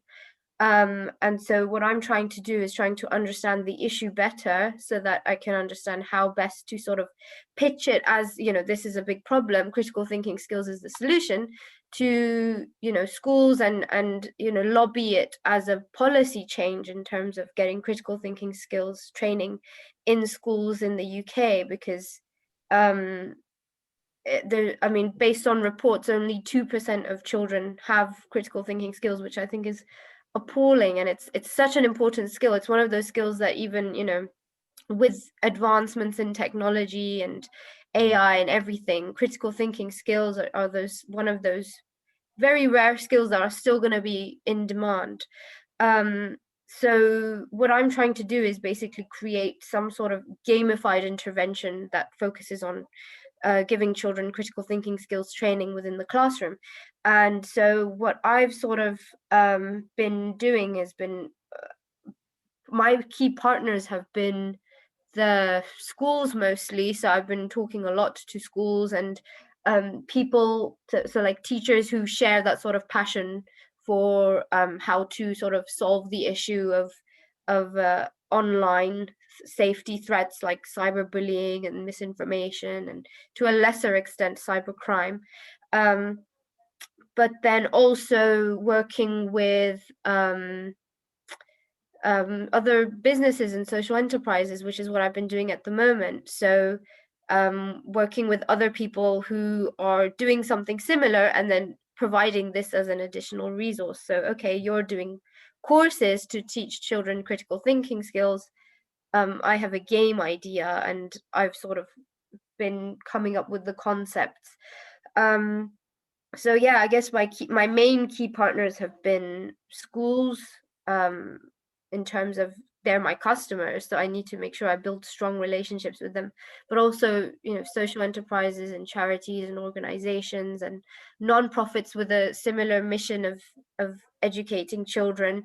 They either come from the sort of stance of, you know, protecting children's online safety, or making sure critical thinking skills are being taught to children.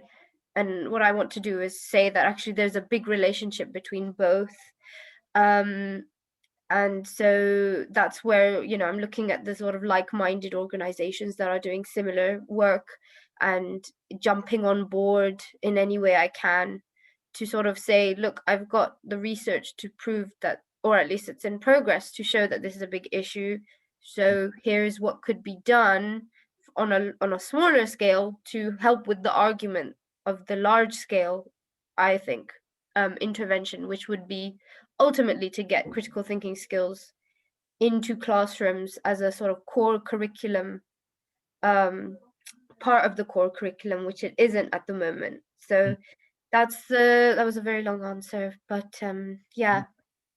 It was a good answer. I mean, the question one of that all of you might want to think about is in terms of your in terms of your relationships with external partners, it's worthwhile thinking, what things do you really need to do yourself, are absolutely essential that you do yourself, versus what you ask other people to do. And there's a question that Kath and I often get asked about what elements people should outsource versus what they should do. And the general rule is, if you've got capacity, then you should try and come familiar with a lot of the things that you do, but you really still need to focus on the things that you are really good at. But if you have no capacity, you should really just focus on the things that you've really got, you're good at and you're essential to, and outsource to strong partners everything else. And that doesn't matter whether it's finance, whether it's marketing, whether it's, you know, it's manufacturing and delivery, logistics, production. There's loads of people that you could partner with to make your life much easier. Kath, shall I pass on to you? Well, I was going to say, before you do, Chris, I'm just really keen. The one I wanted to let everybody have their share in there, but it's come up a few times and quite rightly. You know, how do you think you can transition and you can manage that change? It is a transition from somebody being a competitor, a threat to you, to somebody being a partner and a helper to you. What do you think of the criteria or the characteristics? What might you need to think about before you can make that decision? What do you think of what's your thought process when I say, you know, how are you going to judge if somebody is a competitor, therefore a threat or a risk, versus somebody who's going to be a partner, somebody, you know, as Chris described very beautifully, the power of a good partnership where there's benefits for both people or both entities. So just think for a minute, you know, what is it that would help you to distinguish between a competitor and a partner? So we've had this particular experience, and it's something we're considering quite strongly at the moment. So the way we've identified our competitors essentially is by doing patent searches on similar products to the one that we're developing. And we found one particular company, which is called Sumitomo, which are a large material supplier to tier one brake manufacturers, who've patented a few ideas on various braking components using not dissimilar approaches to ours, but some very key identifiable differences. And we contacted them and had a conversation with them and basically asked them what the state of play was with their technologies. And the response that came back was essentially they were struggling to engage with OEMs, or rather they're struggling to engage with tier one suppliers, because tier one's requirements are set by OEMs, and OEMs hadn't set the requirement that incentivized the tier ones to look into the technology. So although they developed something, they're finding it hard to pick it up. So the way we approached that conversation was by saying, essentially, in our Innovate project, we currently have tier ones in our Innovate project. We have OEMs in our tier one project. Oh, so many various acronyms, but essentially we know we have the required interest at the top level, so we have that particular link that they've obviously been looking for. We also feel we have a better solution to the problem than the one they've presented. However, what they have, which we do not have, is they're a huge manufacturing company with a lot more capacity and capability than us. Obviously, the struggle we're going to have if we're ever to manufacture something and start to spin out on that is the unfortunate difficulty with a manufacturing company versus, say, a tech company, is that our actual initial startup costs are potentially monumental if we're going to be producing on any form of scale. Hence me personally being more interested in trying to flog our manufacturing idea. So part of what we're considering is how we approach the potential competitor and say, essentially, we think we've got the answer to the problem and we've got a few more contacts, but you have the capability to actually manufacture this en masse. We're currently taking out a patent on the caliper itself. We've got another patent which advances on one of their ideas, and so it's a sort of IP transaction. We know you can make the parts, we know how to make them, but we can't make them. So is there the potential to collaborate and push it together as a joint body rather than us both struggling to make impact on our own? Thank you. Sorry, I had to mute them because there's some drilling going on in the building. That's brilliant, Sam. And I hope you can, for everyone else, a huge degree of complexity there in terms of understanding the potential risks and understanding, how to bring that conversation through with the appropriate protections, to Chris's point about NDAs and other contractual work that you do, not these patents, which again the IIB team are really well placed to support you with. And Sam, I'm guessing that you've been getting support from this team or this team at the university already, or I hope you have. Yeah, absolutely. Yeah, and they really are excellent. This is their sweet spot to help people like yourself just navigate through that. So what else? I mean, all of that absolutely brilliant, Sam, as a description of what you've had to address. But is there, when you look at that transition from being a competitor to being a partner, what else do you think you need to look at or you need to be clear about? Because what I'm sensing in what Sam was describing, just to give you a bit of a clue into this, is there's a shared purpose here, isn't there? There's somebody with a better technology who lacks the resource. There's somebody who's got the manufacturing resource who doesn't have the best technology. There's an obvious platform to have that partnership conversation from, to move forward, carefully, cautiously, with all the appropriate protection in place that one can possibly have. But what else do you think? What else? Because I think there's one really important component when you're looking at that transition from competitor to partner. Anyone think what that might be? I'm not really sure if I'm going to say what you're thinking, but I think, yeah, because I've experienced this recently. Like, I remember the first time I saw a big competitor that was like, because my initial idea was an app-based intervention where children play a game, and inevitably there were so many things out there, but I was like, no, mine is different in this way, so I'm safe, or mine is different in that way, so I'm safe. And then eventually I came across something that was so similar that I was like, I'm done, I might as well just pack up and leave. I think the most sort of what's been really helpful for me is being flexible and being more like driven by the problem rather than it needs to look this way, the solution needs to look this specific way, and just being willing to have conversations and be like, okay, this is what I can bring, kind of like what Sam was saying, this is what I can bring, this is what you can bring, this is our sort of meeting point where we can have a healthy collaboration where we can kind of exchange.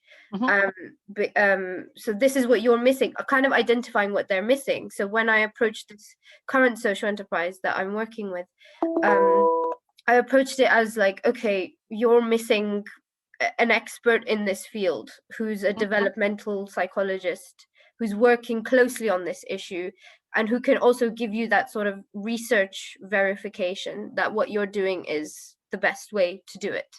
And here are my ideas. And then it was like, and like marketing it as this is my idea, but I'm more concerned with solving this issue. And so I don't care who gets to take credit for it,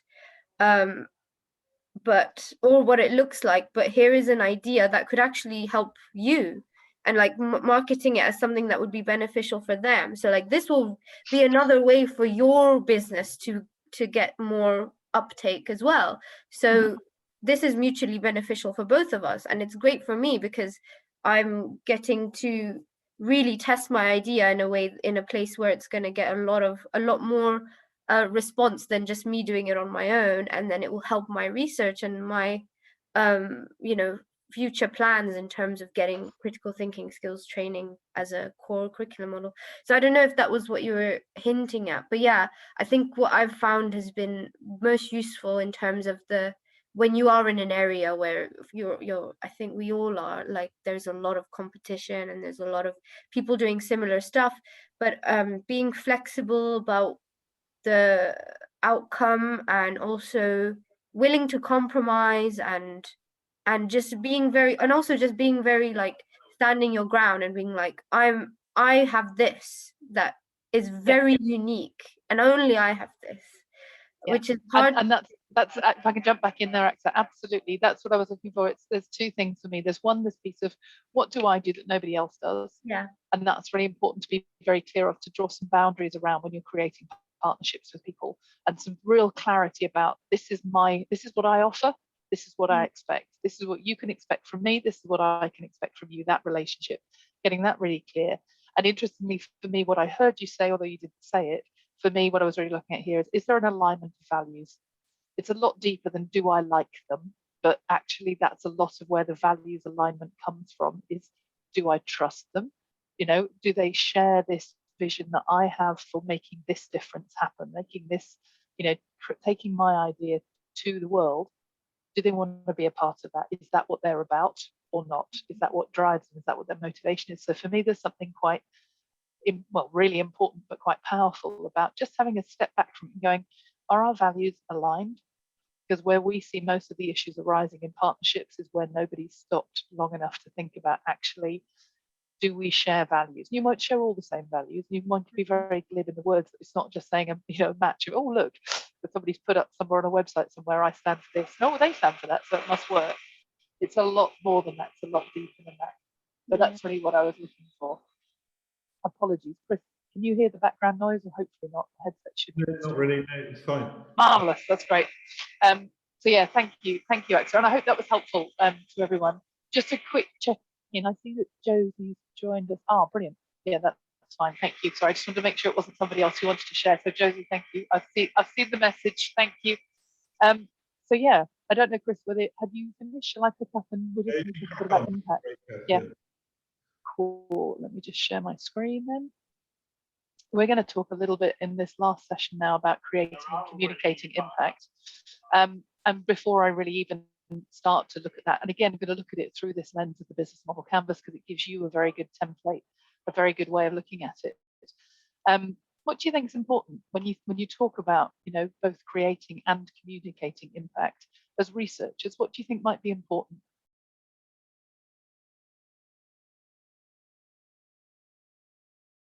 And it's really not meant to be a trick question, but what do you think is important? And it's so many businesses we talk to don't think about this at the outset, and it's just helpful to be mindful of it. It's all about evidence, isn't it? It's about what you do. It's about what you trade in and what you deal in. Your research begins to build that evidence. And when you're talking about creating and communicating impact, always, keep sight of and keep close to hand the learning that you're doing along the way, that actually helps you understand, both from a research perspective, but in terms of your own contribution to what you're building and what you're seeing along the way, finding ways that make sure you keep track of that. So particularly if we turn to the business model canvas, again, this template, we're looking at this channel side of things. Number one, how do we reach our customers? Really important, because actually when you are talking about communicating that impact, you've got to have the customer very much in your mind, in terms of what's it mean to them? How are they going to hear about these things? So a useful way to look at it is to look at touch points. And when we look at channel touch points, there's 5 in particular. So one is the awareness. When you think about your research, to start with, very, very few people other than you know anything about it, because that's how this works. So there's very much a start point of beginning to raise awareness, mindful of what Chris has already said about, protecting your intellectual property, because that is paramount. But understanding how and what the best ways are to begin to raise awareness with those potential customers about what it is that your idea can do for them. Secondly, and again, this speaks to the value proposition, really, how do we help them to evaluate what our proposition is? How do we help them to get it? because it's a big communication piece to start to enable those potential customers to understand what you're all about. And again, when you look at it through that channel lens, I think it's really helpful just to think, what difference is it making? Again, we look back at that value proposition, what was the pain they had? How am I solving it? And if you can keep that connection quite straightforward and quite tight, it's much, much easier to communicate the impact, particularly when it's backed up by this evidence that you're capturing as you go through. Obviously, they've got to buy it. At the end of the day, if you're commercializing your idea, at some point they need to be able to purchase it. What does that look like? We're not going to talk today about different forms of revenue or different revenue streams. Again, we'll leave you with links after this session. They'll be in the slide deck that's going to be shared that allows you to go and look at it. But there are so many different ways that people purchase. I'm old enough to remember, and I used to run an IT business, when effectively software was box shifting.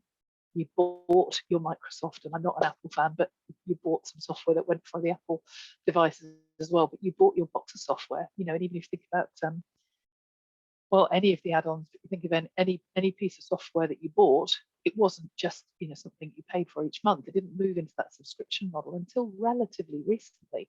For years and years, we bought bits of software, and when you upgraded it, you bought another one. And a lot of us just kept them all. You have this library of basically all but one, the most current. All of that's redundant because you've got the new piece of software. But it's that piece of understanding, is it a one-off transaction? Are you just selling it once?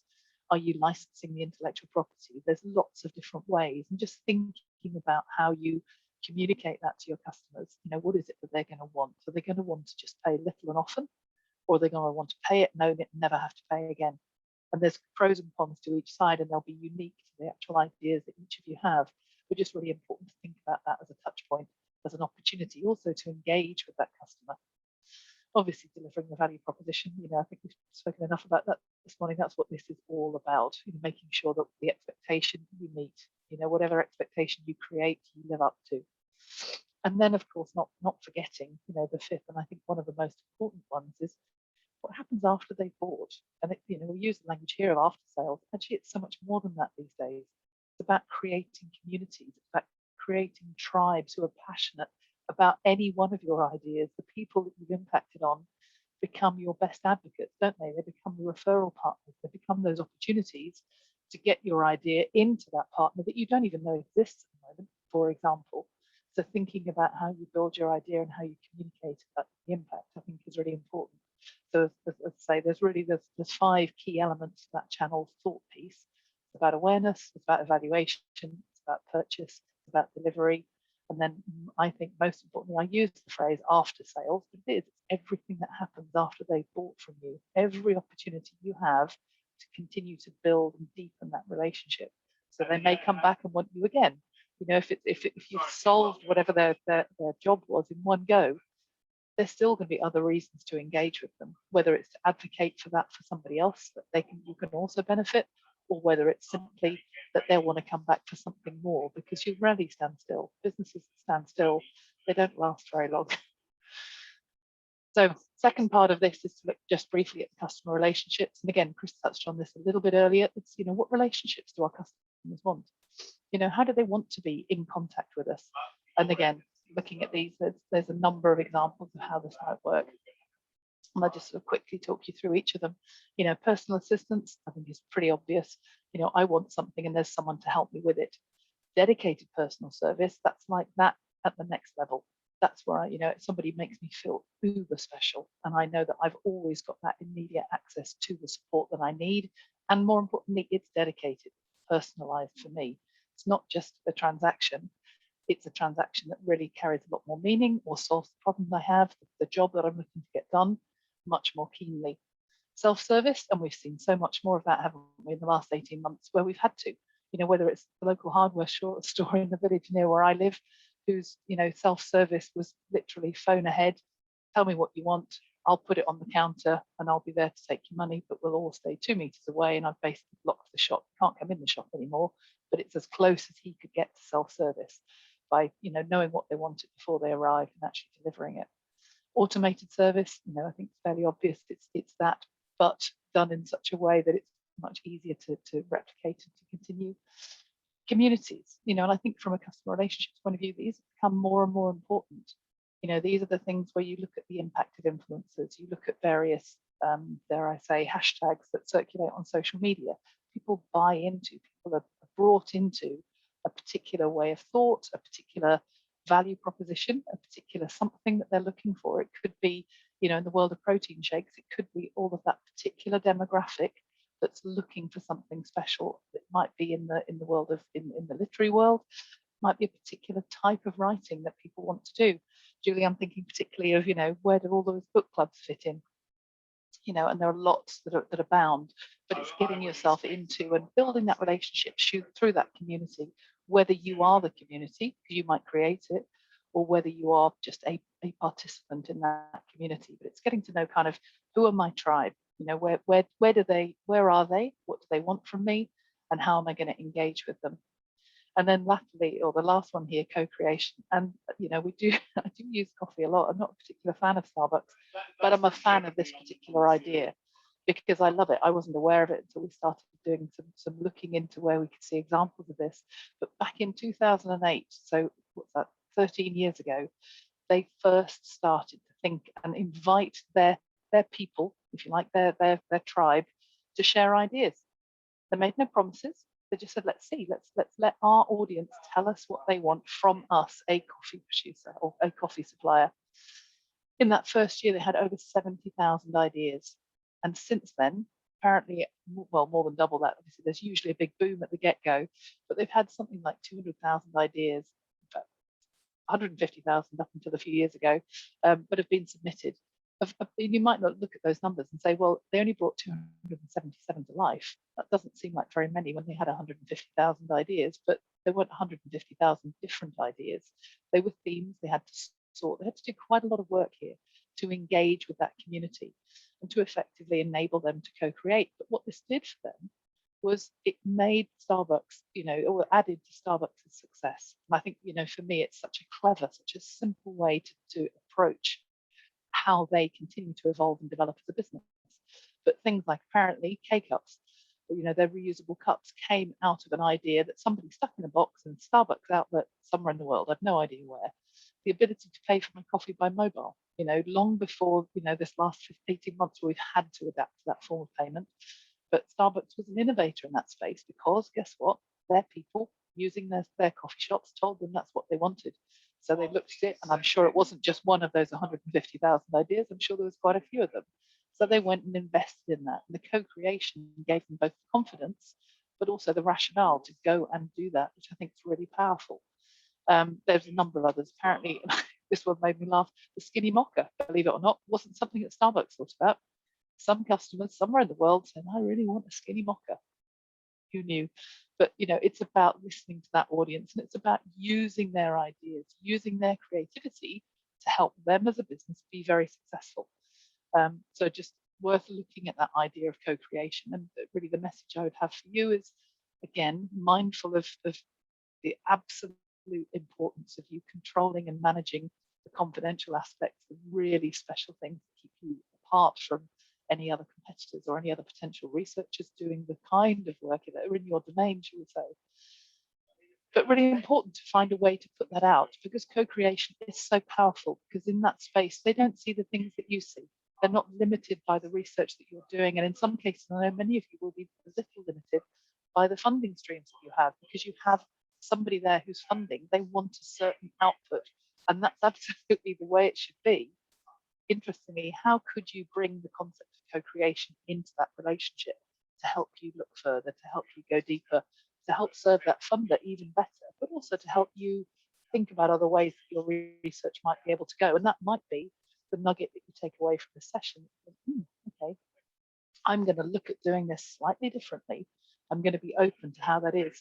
For me, the best thing we can ever do is ask somebody who knows absolutely nothing about who we are and what we're about, what they think.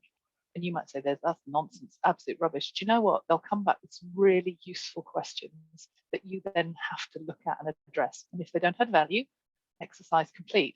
Often they do. And they'll ask the obvious that was right in front of you, or was perhaps in your unconscious, just not brought forward into your conscious mind, to help to stretch what it is you're offering. And that might be across a whole raft of elements within that business plan.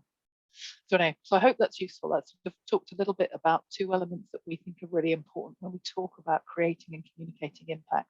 It's understanding what are the channels, what are those routes to conversation, to market, what are the engagements that you have with those customers, and taking that deeper, those relationships, what form do those relationships take?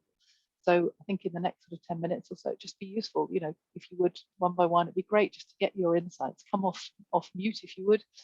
What has this sparked in you? What is it making you think about in terms of how you engage with your customers? Because this is clearly a key part of any opportunity that you have to commercialize your ideas.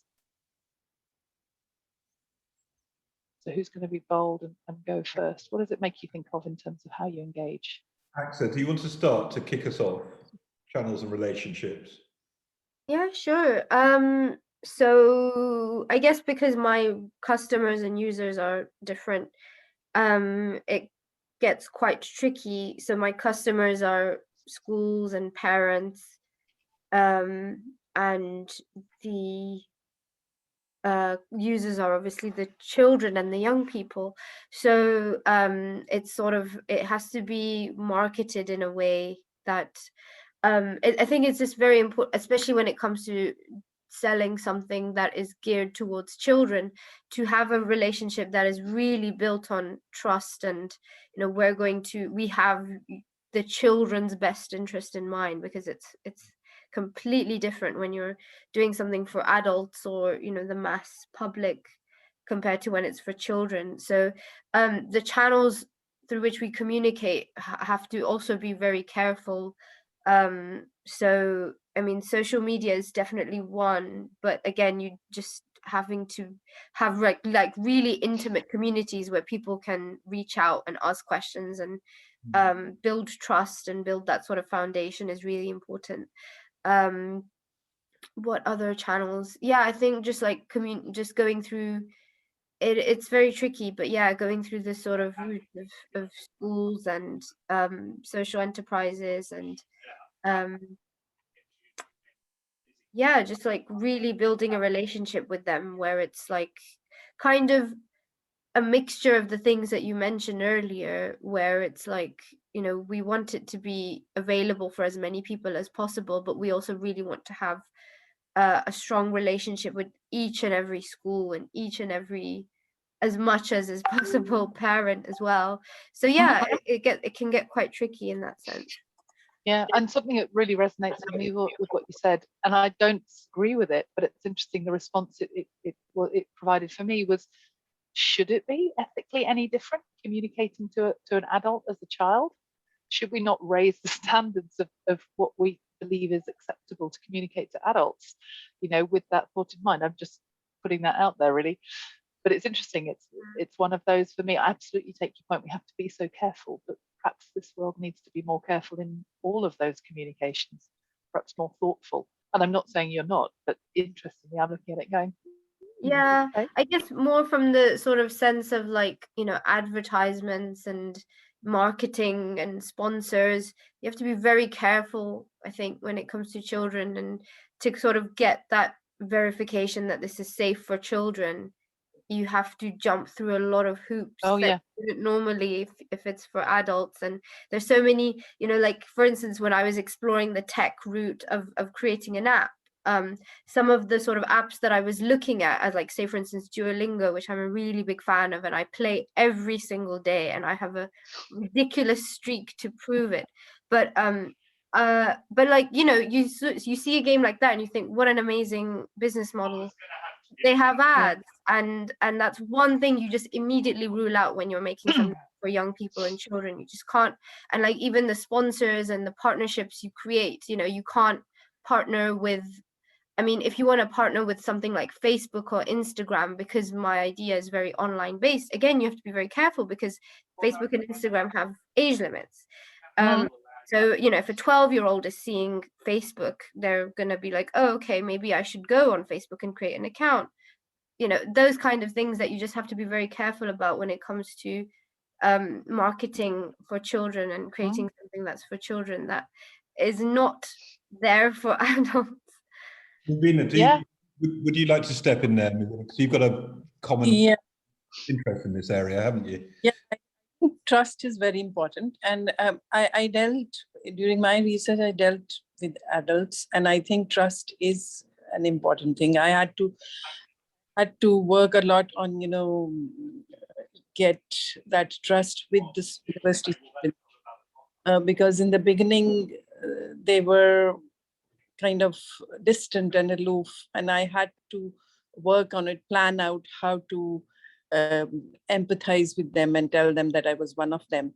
And then I'm thinking of, approaching different departments of universities and doing workshops with students. That is one way of approaching them and telling them, what I have for them, or what I can offer, like to especially improve their writing and their in different disciplines, because different disciplines have different kinds of writings. So what I can offer them, I can do that through workshops in a small scale maybe. So this is one way of doing that. And I totally agree with Aksa that we have to build that trust even with adults. And we have to build that trust, because students are different from, I think, the mainstream people who buy things. And Very good. That's my idea. Yeah. Make myself clear. Yeah, that's very good. It sounds as though it's going to be quite an intimate relationship in terms of you're going through the university departments, and you'll have to spend a lot of time really explaining how you're working and what the benefits will be to them as well as to the young people. It'll be interesting. Good. Yeah. Dami, did you have something to add on in terms of your channels and your the relationships you're going to strive to achieve? I was trying to think of something, but I haven't come up with anything yet. And I don't know why I'm not as good at thinking that, in this regard. But it does seem like an enormous task to me, so I don't know like where to start from and stuff like that. But in terms of building relationships, I think it will have to work. It will have to be off like the evidence I can show from my research. I don't even know how to to go about it, to be honest. I'm sorry. It does sound as though one of the things you might want to do is simplify the product or service you're operating once you're feeling more confident about it. When the trouble with, if I can be so bold to say this from everyone's perspective, when you're looking at research, one is tending to look at a very wide range of ideas and activities, and the very nature of research is to consume so much information. And yet the challenge is that the consumer of whatever you produce needs it simplified to a level of detail which is almost banal from your perspective, but for them it's critical for them to understand it. And that's a huge challenge, isn't it? It's taking this huge lump of information and making it into a tiny thing which they can understand and they can make the most of. So it's an interesting challenge you've all got. Yeah. And it is, it's something that's often used as the example, and it's not to make light of it, but it's that to a 5-year-old.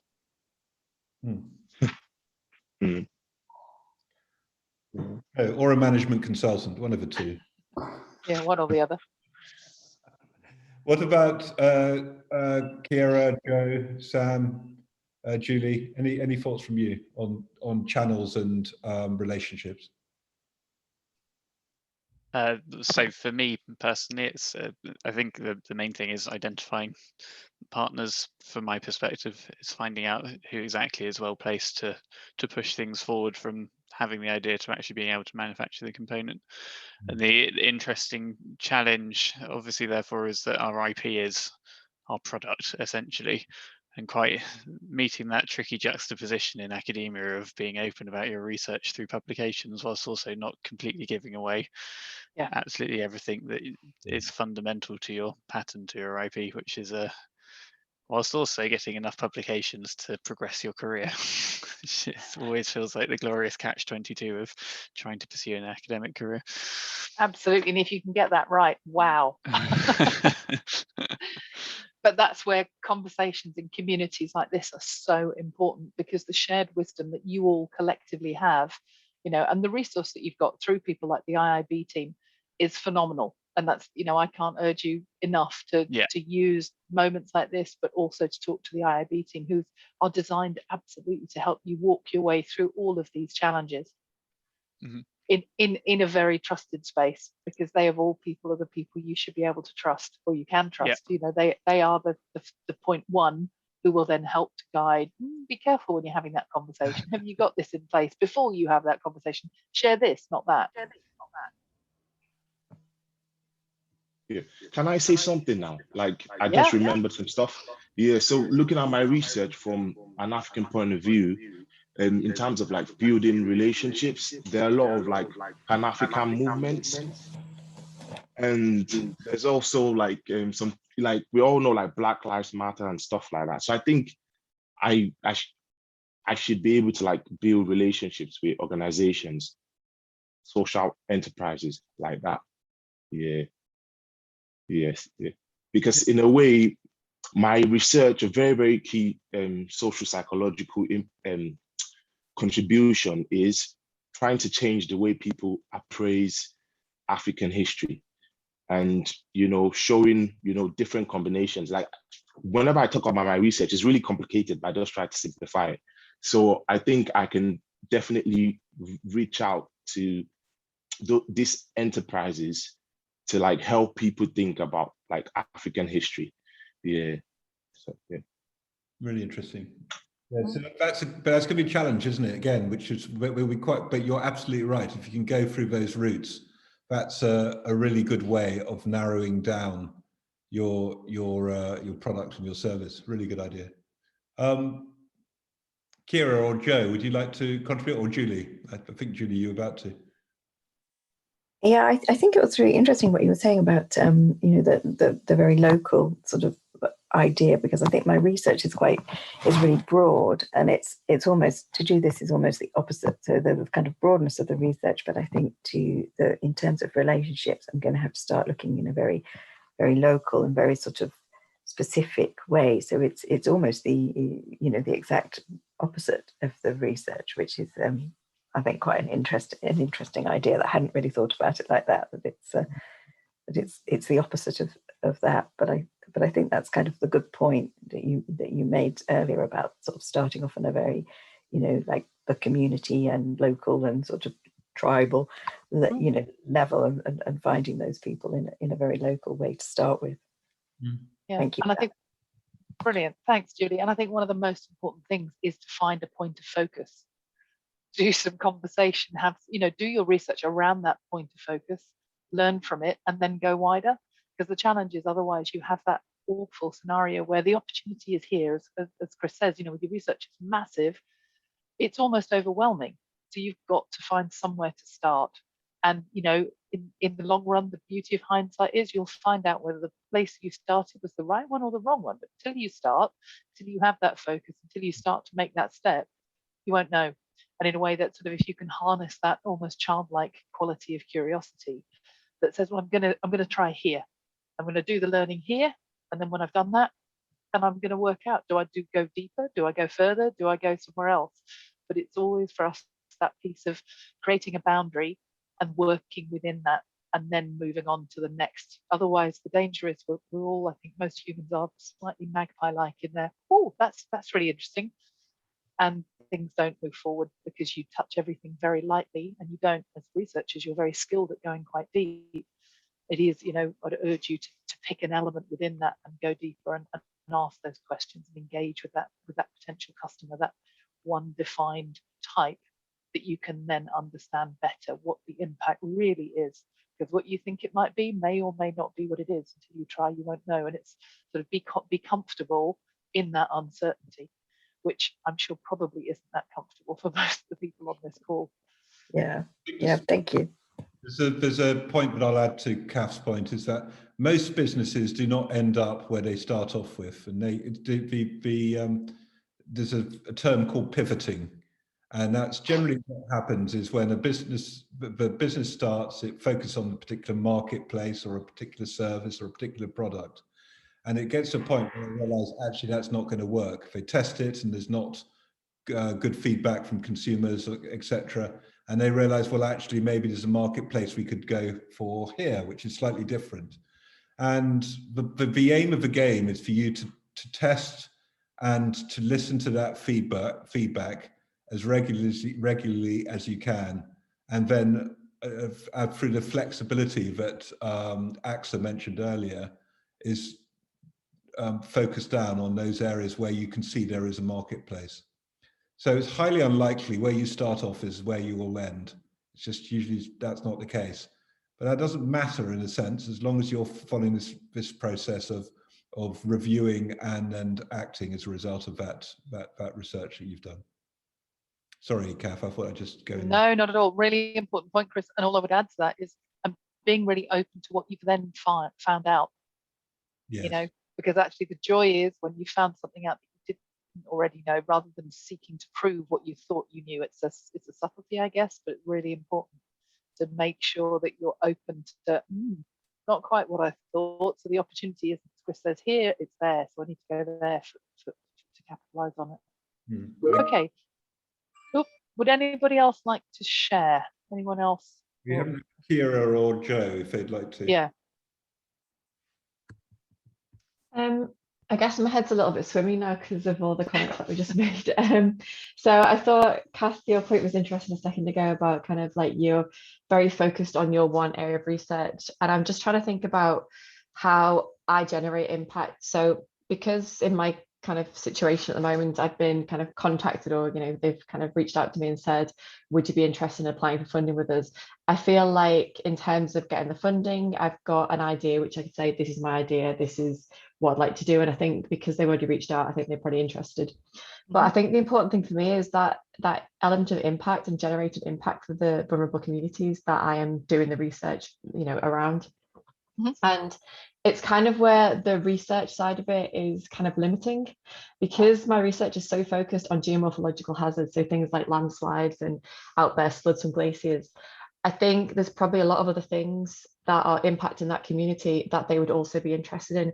So it's, I guess, trying to think about how I can bring in other people with different expertise to kind of augment that kind of side, the geomorphological side that I've got, which can say, you know, yes, you've got X, Y, and Z hazards that these might happen in X, Y, and Z ways, and, you know, on these timescales, but also to kind of think about the other things that might be affecting them. So things like water resources and how they kind of run their agricultural processes, that kind of thing. So I think for me, it's not about focusing down to kind of say, what can I add, but actually, how can I expand my group a little bit, I guess, to say, well, actually, we can offer this, this, and this because we've got X, Y, and Z expertise now. And that's great, because in a way what you have done is focusing on that community again, which you said is really important to you, and said, what else do they need? You know, so I absolutely take your point. To me, it is a focus that says that's where I really want my research to benefit, and in order for it to do that, I'm going to need this, this, and this, or other participants in that space. I never thought of that as the focus, but yeah, that makes sense as well. So yeah, instead of saying the focus is on the different parts of research, the focus is on what does this community need. Yeah. And I'm one component of that. And that, wow, look, that opens up all these other potential partners and collaborators. Really exciting. Ultimately, you're looking at the user, aren't you, as the core of your focus, and actually thinking really what's going to be helpful for them, which is it worked all right for Google. Yeah, user. Great. The story of Zappos, the shoe manufacturer, which has become a huge brand, and, you know, multi-billion-dollar brand, and it was started by a chap called Dave Swimmer, who basically wanted to test the idea that shoes, fashionable shoes, would sell online. So what Dave did was he basically persuaded shoe retailers to lend him their shoes so that he could photograph them and put them online, and then promised them that if any of these are sold online, I'll just come to your shop and I will sell them. I will buy them for the full price and then ship them from through my company. And they all agreed to that. But basically what he was trying to do is just test the idea that people wanted to buy interesting shoes online. And he proved that, and he was able to change the interface of the website that he used, and he was able to test different brands and different types of shoes and boots, etc., until he got his proposition absolutely right. And he wasn't making any money by now, because all he was doing was basically buying shoes and boots at full price and shipping them to the client. But he was able to test a core concept. In many ways, that's what you do at the early end of a business. At the early start, you're just trying to test what works and what people like. And equally, as Kath said earlier, what doesn't work, which is just important learning.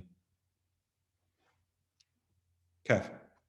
Well, that's great. Thanks. Kira, did you want to join in? Were you able to come off mute? Yeah, I think Joe has probably really helped there in terms of what's been brought up there. Those different partners could be possible, and broadening those horizons there. And then I guess going back to what was talked about at the beginning, creating trust.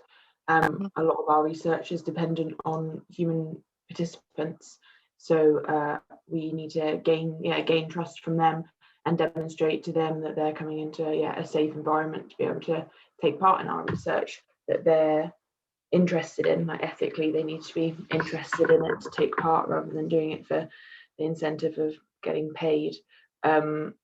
So yeah, being able to share our research in that way and demonstrate why it is important to them, so that they want to take part, as well as they are a user in a way, because they will be using the product for the period of time that they're taking part in the research. But and then I guess other ways, channel wise, is creating links to other companies once I get to the stage of finishing my PhD, to be able to demonstrate my skills to them. Brilliant, thank you. Very good. I think we've heard from everybody now, so that's brilliant. Thank you, everyone. So if I just share my screen, I think we're sort of coming towards the end of the session, and then Chris and I will be around if there's specific questions you'd like us to answer. Hopefully you can now see my screen. So, we've gone through, and I realise it's been a fair old pace since 9 o'clock this morning. We've tried to cover a fair amount of ground for you, and I hope it's given you a good introduction, at least, to some of the commercial language that we would use, but also just ways to look at your idea and give you a different lens through which to look at it. So Chris covered off identifying the marketplace for your research and introduced the business model canvas to you. I then looked a little bit about how you come up with a value proposition, and just some phrases that you could hopefully take away and then populate and go, actually, what is it that my idea is really going to do? How's it going to serve the community, whatever that community is, the whole globe or a particular subset within it? We then had a very quick break, and then Chris brought us back to look at protecting your idea, and absolutely we're really keen, and I'll come on to a few closing slides to make sure if you're not already familiar with the guys at the Innovation Impact Bureau, that you have those connections. We then talked about establishing strategic partners and some of the things to look for, and some of the ways to make sure that it is a win-win.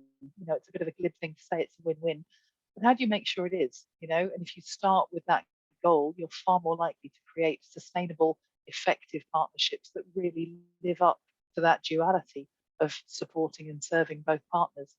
And then lastly, we've just talked about channels and relationships in terms of creating and communicating impact. So just a few links that will be in the slide deck. You don't need to copy and paste them now necessarily, but we use Business Model Canvas as that template behind it. We use a raft of other tools and we work with other businesses, but we've chosen to use that specifically with you today because we know it's a very good tool, and also because it is the foundation of the entrepreneurial research program, which we also help to deliver, which if you're interested, the contact points are coming up very shortly. But the two I'd direct you to go look at, if you want to understand a bit more about the Business Model Canvas, go have a look. There's plenty of clips on YouTube, but these 2 clips will take you to 2 of the most helpful that help you just sit back and think about it. Chris mentioned that at the outset, Alex Osterwalder, who's the guy who came up with the concept of the Business Model Canvas, it's not meant to be a lengthy exercise. I love the fact that it says you should be able to craft your idea, capture it in the business model canvas in 25 to 30 minutes. You know, in my experience, it takes most people a lot longer than that to start with. However, if you stay with that challenge and give yourself half an hour, it's interesting what comes out from it as areas that as you take your idea and look at opportunities for commercializing it, it's interesting what happens when you give yourself a very tight time frame. You know, and I'd urge you not to spend days if you are going to go and work with it, but to have a go in 30 to 40 minutes and just see what that, because it's not a one-off, it's not a one-hit wonder. You don't just do it once, it iterates, you constantly refresh and play with. And as I say, there's guidance and templates there. So impact innovation, the innovation impact and business team. They, if you hopefully, I mean, I can't see everybody, but hands up, is everybody familiar with them? Hopefully you are. Yeah.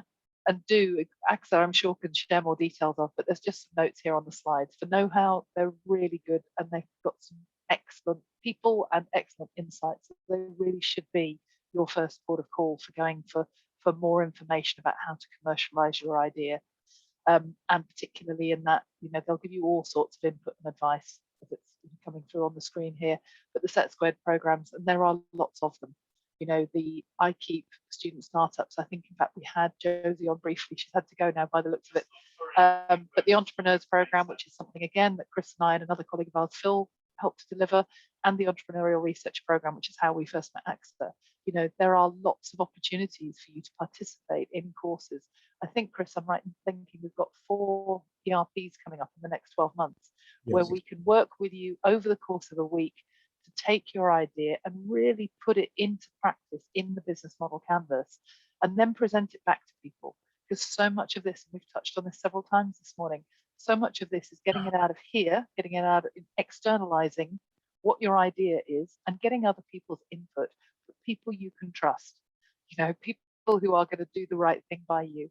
And that's, you know, for us, that's such an important part. This, you know, this, your research is yours, and it's then how you choose to use that, whether it's built through the university, you know, it's making sure that you've got the resources at your disposal and the guidance and advice around you, and that we can wholeheartedly recommend Set Squared.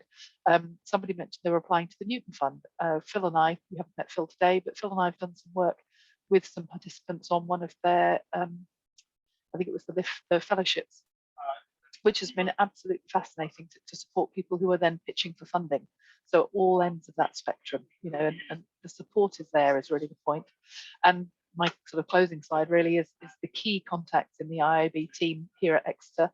So Tori and Patrick are probably the two that I direct you to most. Neil heads up the team, but, you know, do reach out to all and any of those, and AXA at that point. And probably if I hand back to you to close, but you might share sort of what your experience has been of working with the IAB team. Yeah, thank you so much. This has been amazing. Thank you so much. Yeah, I think there's so much, you know, like initially I was thinking, I hadn't even like considered like looking within the university, but when I did, my gosh, there are so many different channels and so many different avenues that you can explore, and there's always someone there willing to talk to you and direct you to another person who can help you better. And I think that's been one of the best things. And they support you, you know, even after the programs, they'll support you, they'll put you in touch with people who you can, you know, find different ways to explore your ideas with, but also potential collaborators and partners as well. So in that sense, it's been really transformative. And yeah, being able to see on that slide just how many things, you know, just seeing it all in one place. I wish I'd seen that earlier, actually, in my sort of journey, because it would have saved me a lot of time. But yeah, like that is so important, just to see what's going on at the university. And actually, things being online has really helped as well, because you can just sort of, you know, like we're doing, like jump from workshop to workshop. It's been really helpful. But yeah, everyone has been so immensely collaborative and open and supportive at the university, and it's been amazing. So I really highly recommend those programs. I think Set Squared even have like a mailing list where you can sort of get updates of quite a lot of those things that were on the slide when there's like opportunities to apply and get involved. That's been really useful, I think. And there's also the sort of startup, university startup department that also give you lots and lots of updates about things going on. And they'll let you know when there's programs like these going on that would be useful. So yeah, this has really been, I hope that everyone's been able to take away things from this. I think it's been really useful for me personally, just to sort of explore the different avenues and the different ways in which, just being open-minded and being flexible, and what kind of things to be thinking about early on, and what kind of things to be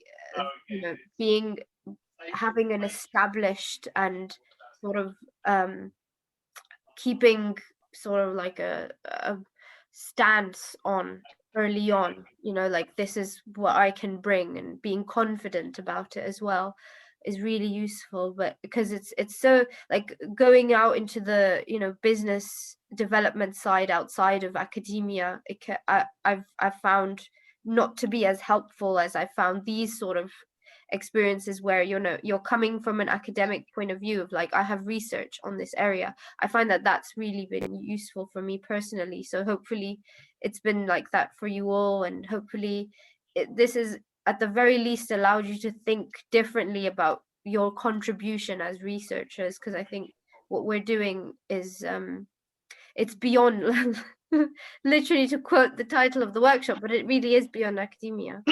So cheesy, I'm so sorry. But yeah, I'm going to stop rambling and say thank you so much to Kath and Chris. This has been amazing. And hopefully you've all had something to take away from this. But yeah, thank you so much. To have, because this is such a, I mean, this could have gone on for like 3 full days, because there's so much to consider when you're starting a venture. But the way that you guys have condensed it so succinctly in 3 hours has been amazing, and allowed us to talk one-to-one about our ideas has been really useful. So thank you so much. There's going to be a little feedback form which I'll email everyone, and also I'll email everyone with directions for where to get the additional resources and the recording of this meeting. But yeah, thank you so much everyone for your time, and yeah, I hope this has been useful. Yeah.